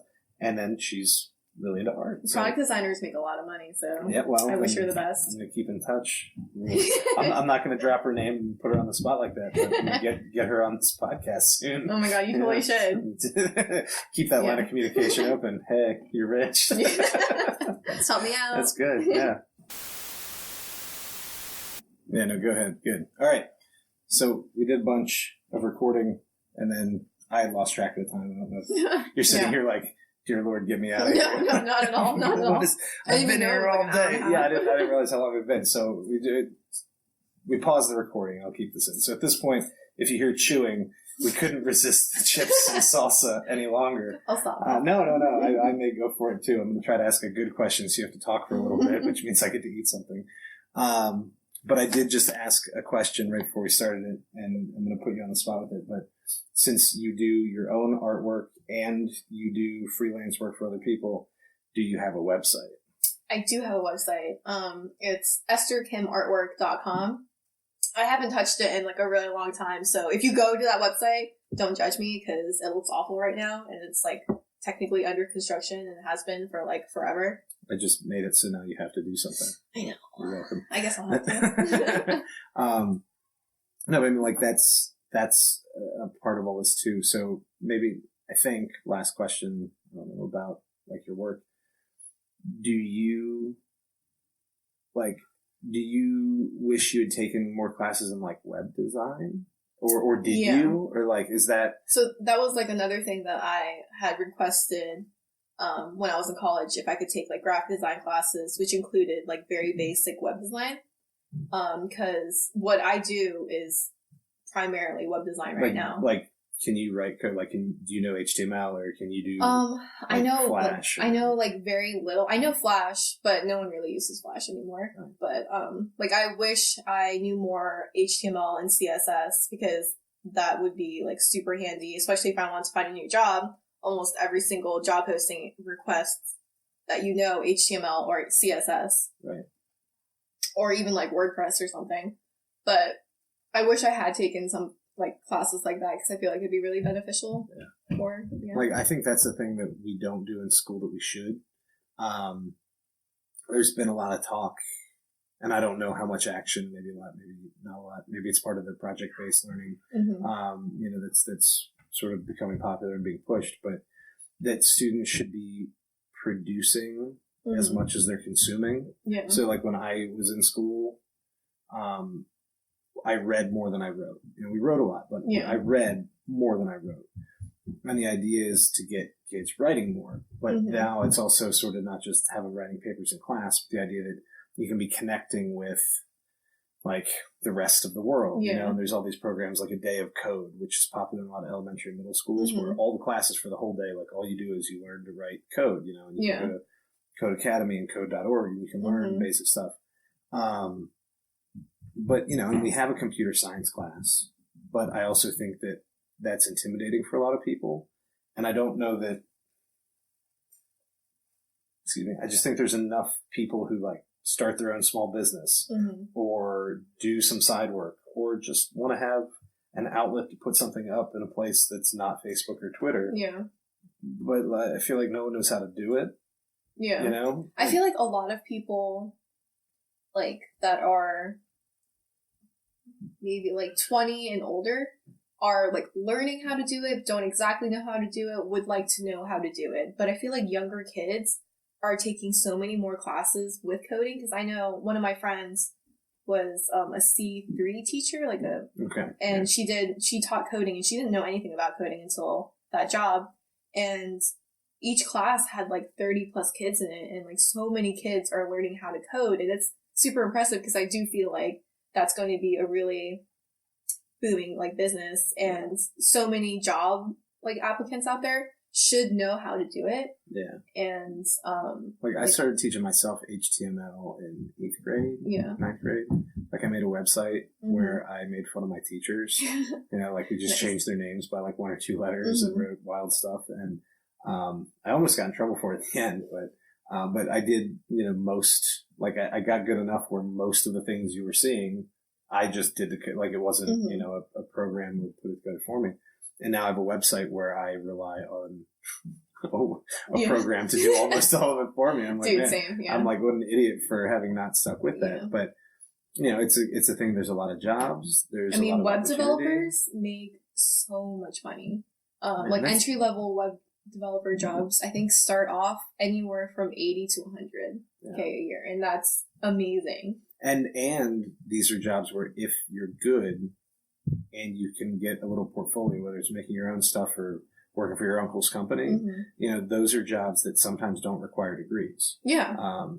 That's one where if you're just good at it and you can just like freelance on the side too. And you can get some certifications together. And that's another thing. A lot of tech jobs, it doesn't actually matter if you have a big degree in the field. It's the individual certifications and different kinds of software and programs. Exactly.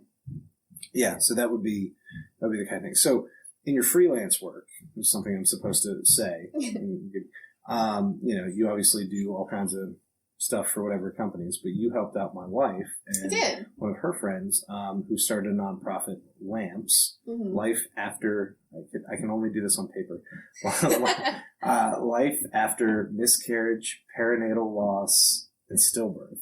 I did the acronym, by the way. Nice. The name was mine. And you couldn't remember it. Yeah, I know, right? Like I literally, they're like, we want to have it about this, and we need to have an acronym to shorten it.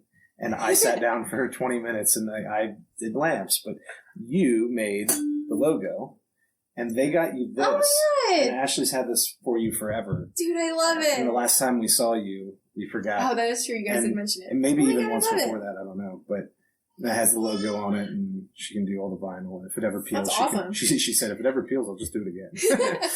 So that's like her side thing. She does. Oh my gosh, I love it so much. Thank you. Yeah. So that was the thing I knew I was supposed to do. But, like in that case, that's like essentially charity work. I mean, that's one more way. I always think about like, is your job a thing that helps people? See, that's like the biggest thing. When I graduated, I wanted to work for like Pixar or something because I wanted to make or work on movies that made people smile or like encouraged people or made people like any sort of like gave people any sort of happiness. But I ended up working in like the finance industry and like that only really helps like the rich get richer or whatever. And I'm like, that's not really fulfilling. So I try to do like side work or like freelance where I actually feel like I am making a difference. That's why when Ashley reached out to me, I was like, I would love to do it pro bono because like that is such a moving and beautiful thing to do. And I feel like it would feel so wrong for me to make profit off of that. And it didn't feel right. And I wanted to actually like help people like how I originally wanted to like back in the day. But yeah, I mean, I know they, really appreciated it, but I also know that once I guess you had like the original drawing and then there were maybe like a few options and I don't know if it was colors or little tweaks in the design or whatever that was, but I remember when Ashley got home from that meeting, and they basically run a monthly support group for families who have lost a baby, lost an infant. And it's mostly all women, but once in a while, I guess, husbands go and they do picnics and all that stuff. But she was so excited that she came home that night because it was like such overwhelming, like positive feedback. And since she can, she's done embroidery and sewing forever, but now she does vinyl work like this. So immediately, like, everyone was like, well, we need to pick the one, and we all want, like, stickers for our cars, and we all want all this stuff. And so, like, now, at least the core group of women at the meeting she goes to, and they have, I don't know, they're all over now. It's Pennsylvania and Maryland, a couple places, like, where the organization spread a little bit. But that's the logo. That's the one that goes up on all those websites. Like, that's what's on the business cards and stuff. And so I think about that in terms of, it's a thing that you did that both help them to legitimize the nonprofit they're trying to run and do this.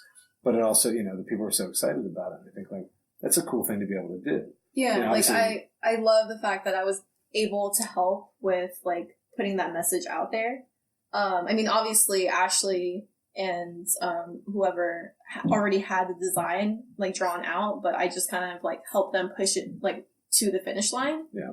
But I mean, like I haven't been able to do anything that actually had some sort of real meaning behind it, Yeah. I feel, and that just helping your wife out was just such a fulfilling feeling afterwards. And yeah, like it was just So pretty great. yeah, so you said that. So Pixar was the goal, huh? Yeah, I mean, Pixar is pretty amazing. Because that's Will's stuff. That's you just I turned love 3. Pixar. You have no idea how many times I've seen Cars 2 and Cars 3, and now we're on to his now favorite, Super Family, The Incredibles. Super Family. Yeah, he calls them Nice. Super Family.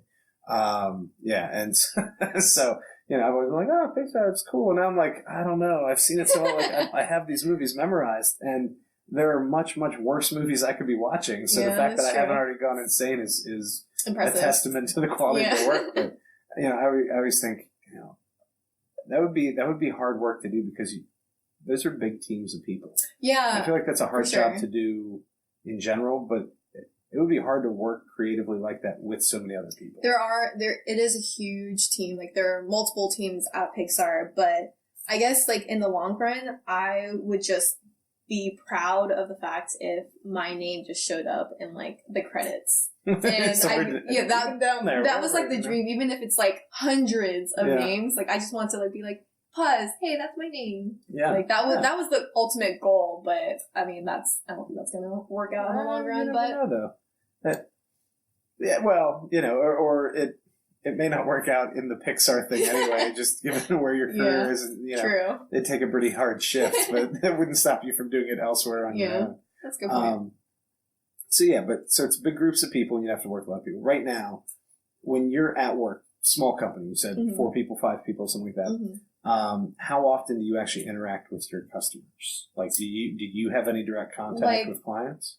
I typically don't. I only have had direct contact with with our clients like this past like 2 weeks because my boss has been out on vacation, so he has basically like pushed it off towards me. Mhm. And it's only been like 2 clients that I really talked to in during that break, and like I typically don't like to do that just because like I feel awkward about it and I don't really know the subject matter enough to help out. But thankfully, they just had questions about design and like uploading stuff onto the website and stuff like that. So like I was able to help them out, like no problem. But it's primarily through like email, so it's Okay. like not even like. So and I almost said this earlier, and we went on to something else, but you were talking about how you're more comfortable sending the email, Yeah. and most of your communication, like you know, even with freelance work, is Absolutely. by email.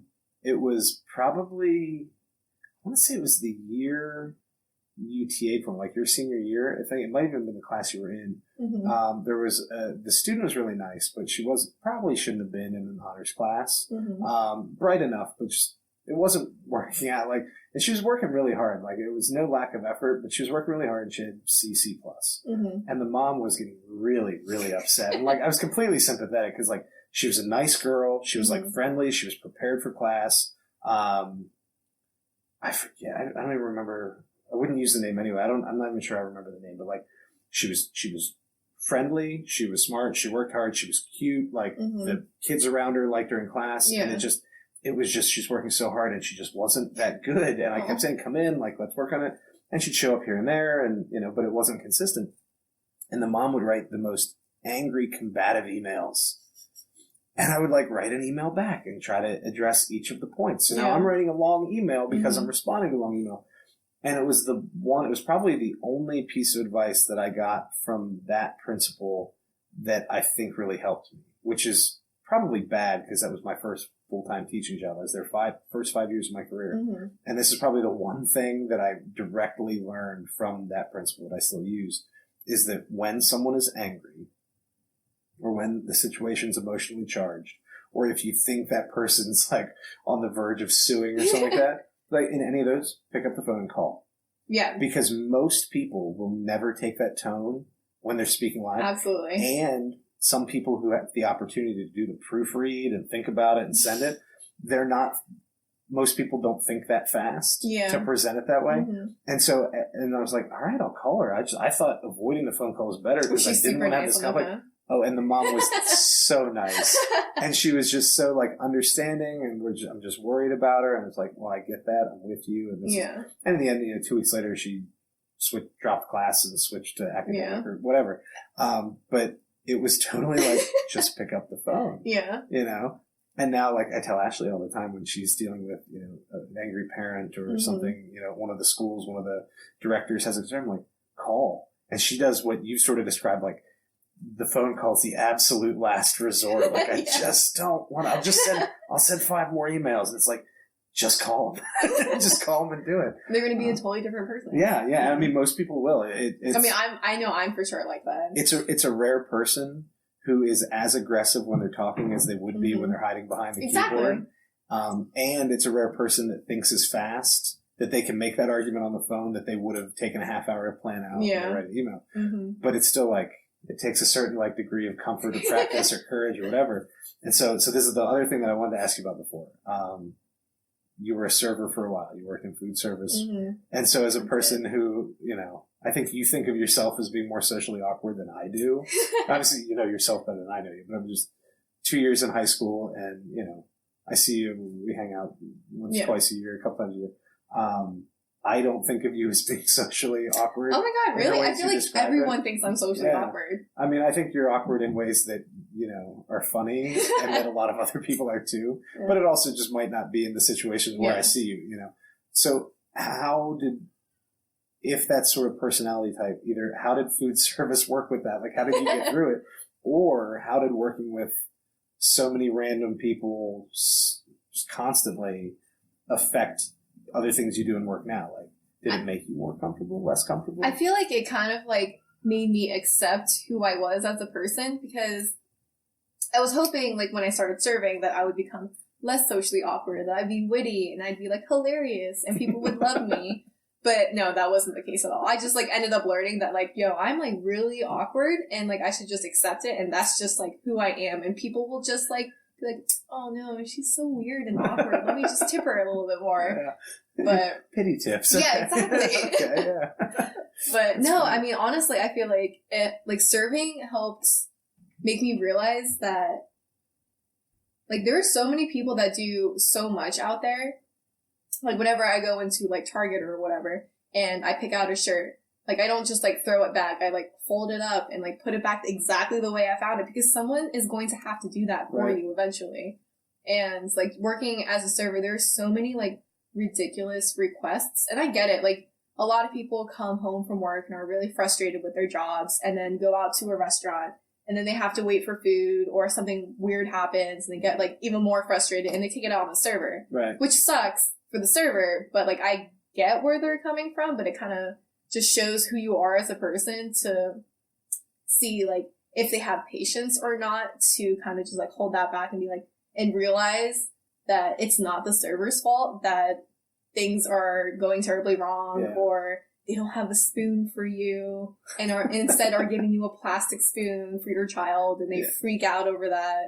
And it's like that person made that decision. Exactly. That. Yeah, like I legitimately had a mom come up to me and she was like, my daughter got a fork.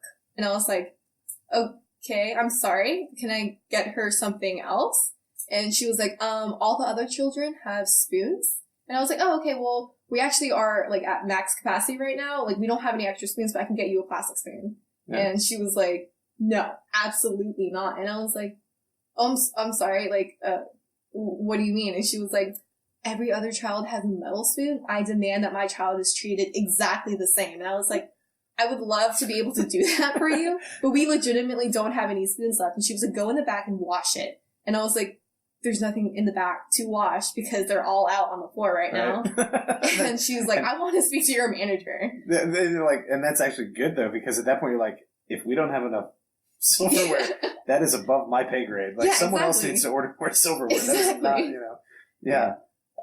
I don't know. And you get that probably in most jobs where you deal with people, but I think that's a job. And the reason I came back to it again is because I think food service is like the number one industry in the country in terms of number of people employed. I honestly feel like everybody should be in the food industry at least for a couple months in their lifetime, just to understand what the food industry is like and how obscene like some requests can be, and that like people should always be treated like human beings. Like, I don't understand why people, like, some people think that they can just like crap all over servers or like cashiers or bartenders. Like, it's not up to them. Sometimes it's I'm I'm the face of this thing, but I'm not.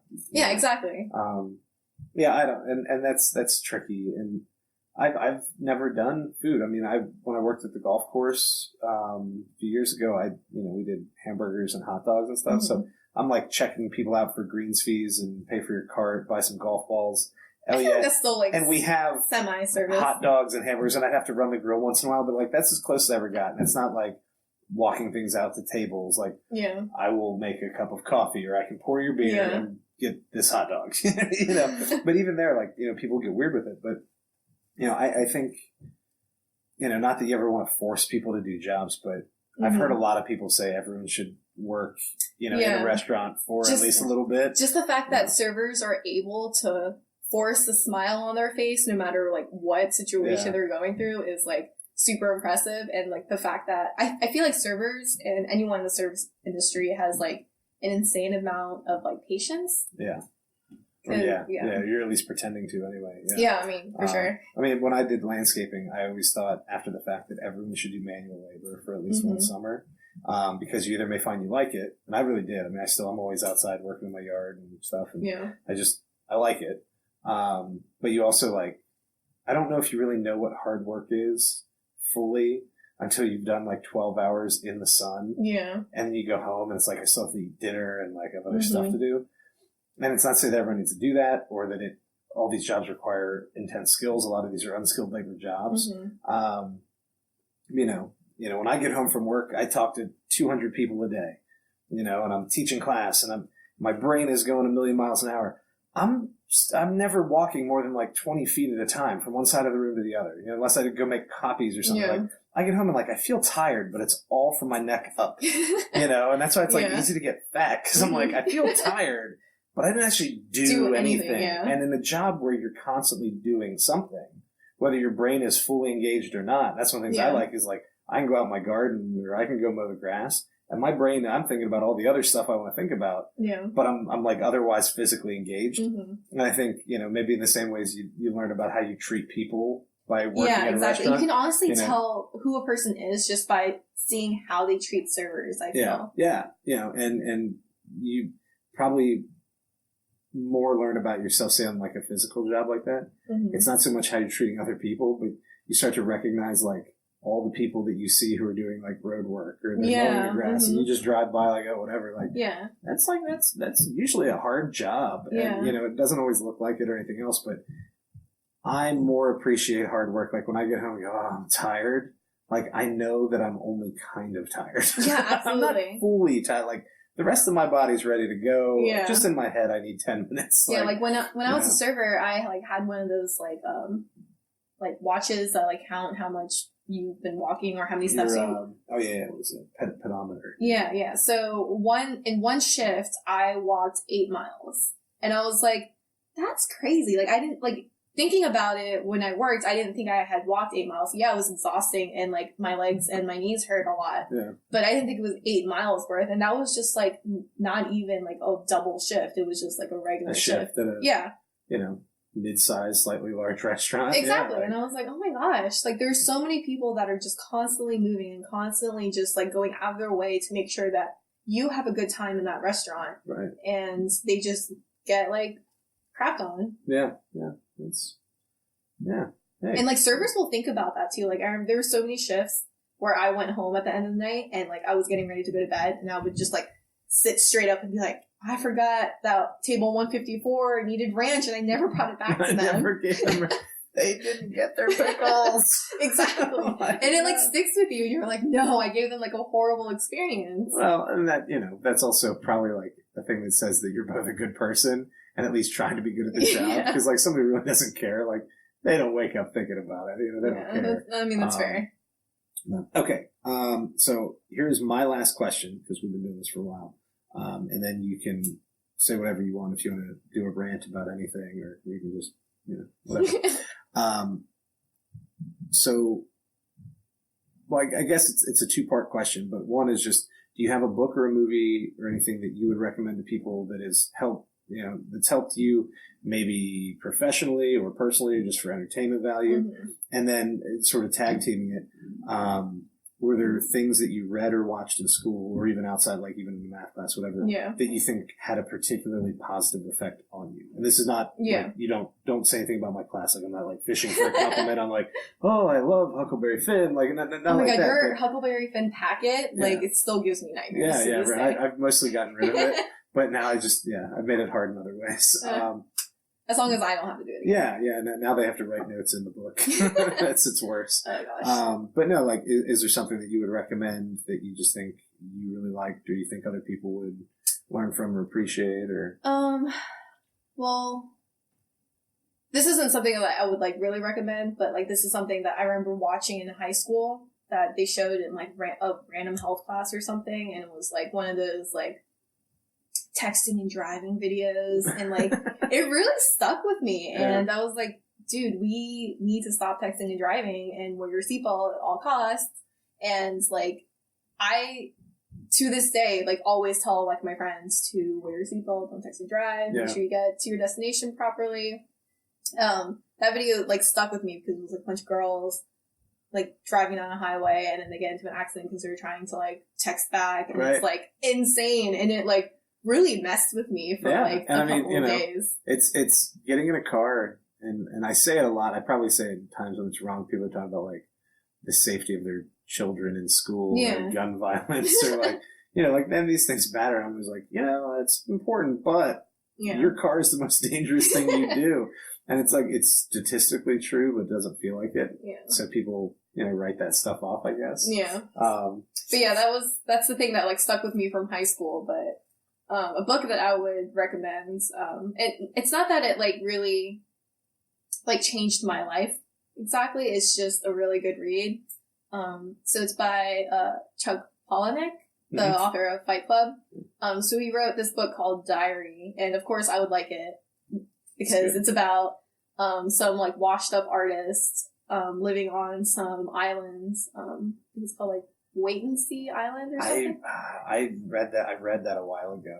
It's like to this day. I haven't read any of his newer books, but I read all like his first 5 or 6 or something. But it's like a really dark and it's like from twisted. A female perspective, right? Like the narrator's female. Yeah, so it's from like her diary perspective. Right, so it seems like she's like writing it from her. Yeah.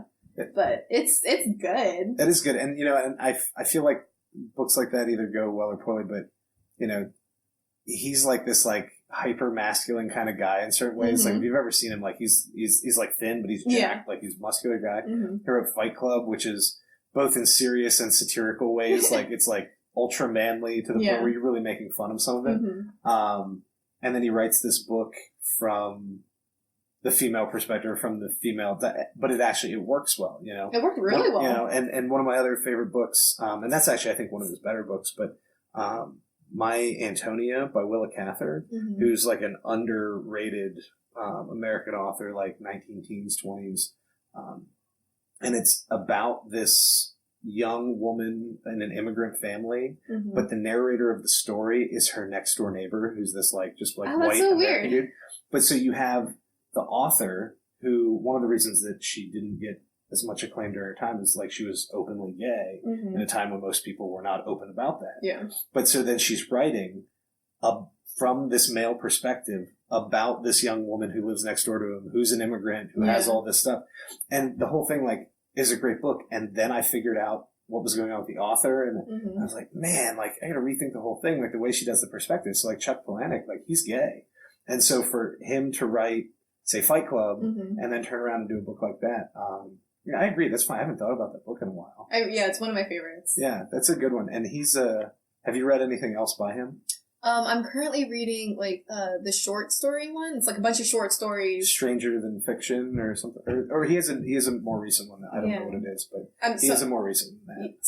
So I'm reading that one. It's just a bunch of like short stories, and then the other one that's I forgot what it's called, but it's about a girl who dies and goes to hell, and she's writing about like what she experiences in hell, and she's trying to like find the devil.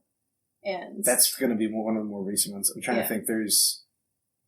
I don't know. I haven't kept up. Like my reading fell off hard, like partway into teaching. You're an English teacher. That's terrible. Yeah, well, because all my reading was work related, and so for a long time, like I'd like to read, but the only time I have is I have to grade papers. I have to read this because I'm going to use it in class. And reading really started to feel like work for a long time, and that's where maybe 2 years ago I started doing audiobooks. So I got I have a 45-minute commute each way. That's so a good idea. I'm an hour and a half in the car. So now I'm just tearing through books, and while it's not exactly reading, it's close. Yeah. And so I actually have reread, quote unquote, or listened to like Fight Club, Invisible Monsters. I like that one a lot too. And that one was weird because I loved it when I read it. In fact, I read it twice in college. Like I thought that's weird and great. And I listened to the audiobook, and I was like, I don't know if it's because it's on audio. See, that's my thing with audiobooks. Like it depends on like who's reading it, and like if I don't like the person's like way. I was like, maybe I'm older. The whole thing, I was like, this is just weird to the point. I very rarely get uncomfortable, and parts of this book are making me uncomfortable. I'm like, I read this thing twice and loved it, So, okay, so Chuck Palahniuk fan. Palahniuk? I don't even know. I think it's Palahniuk. I follow him on Facebook, and he's like, just so everyone's aware, it's Paula Nick. And I was like, all right. Yeah, I used to say he was one of my top 2 or 3 authors. I mean, he's still probably top 10, but as it turns out, I probably don't know how to say his name. I mean, I didn't know until recently, so. Yeah. All right. Well, that is the basic stuff I want to ask about. Is there anything else that you either, think we missed or we moved past or you'd want to say or give a shout out? I don't think so. Plug a business, say a prayer. No. Our Lord and Savior. Jesus Christ or something. No. All right. Well, I really appreciate you coming and doing this. Yeah, absolutely. It's an honor. Yeah, thanks. We'll see what happens. I just keep thinking that school does a lot of stuff and it doesn't do all of it well. And the more I pay attention to people, not just students, like you said, I think people as people, and that means when people graduate, they still exist. Yeah. And it's a thing that I get to do that my teachers didn't as much, or it was hard to keep in touch if you didn't live in the same town. But now, thanks to Facebook or Instagram or whatever, and so it made it easier to keep in touch. And so that's, I just keep thinking, I know what you did in school, or at least in my class and my presence. And then it's like, what are you doing now? Yeah. And how on earth did one help or not help the other? Yeah. And, so I appreciate you sharing your experiences. Yeah, absolutely. So we'll come back and do this again at some point. We'll wait until you hit it rich, and then I'll have you here. Fingers crossed. Yeah, it'll be great. So, all right. Well, thank you. No problem.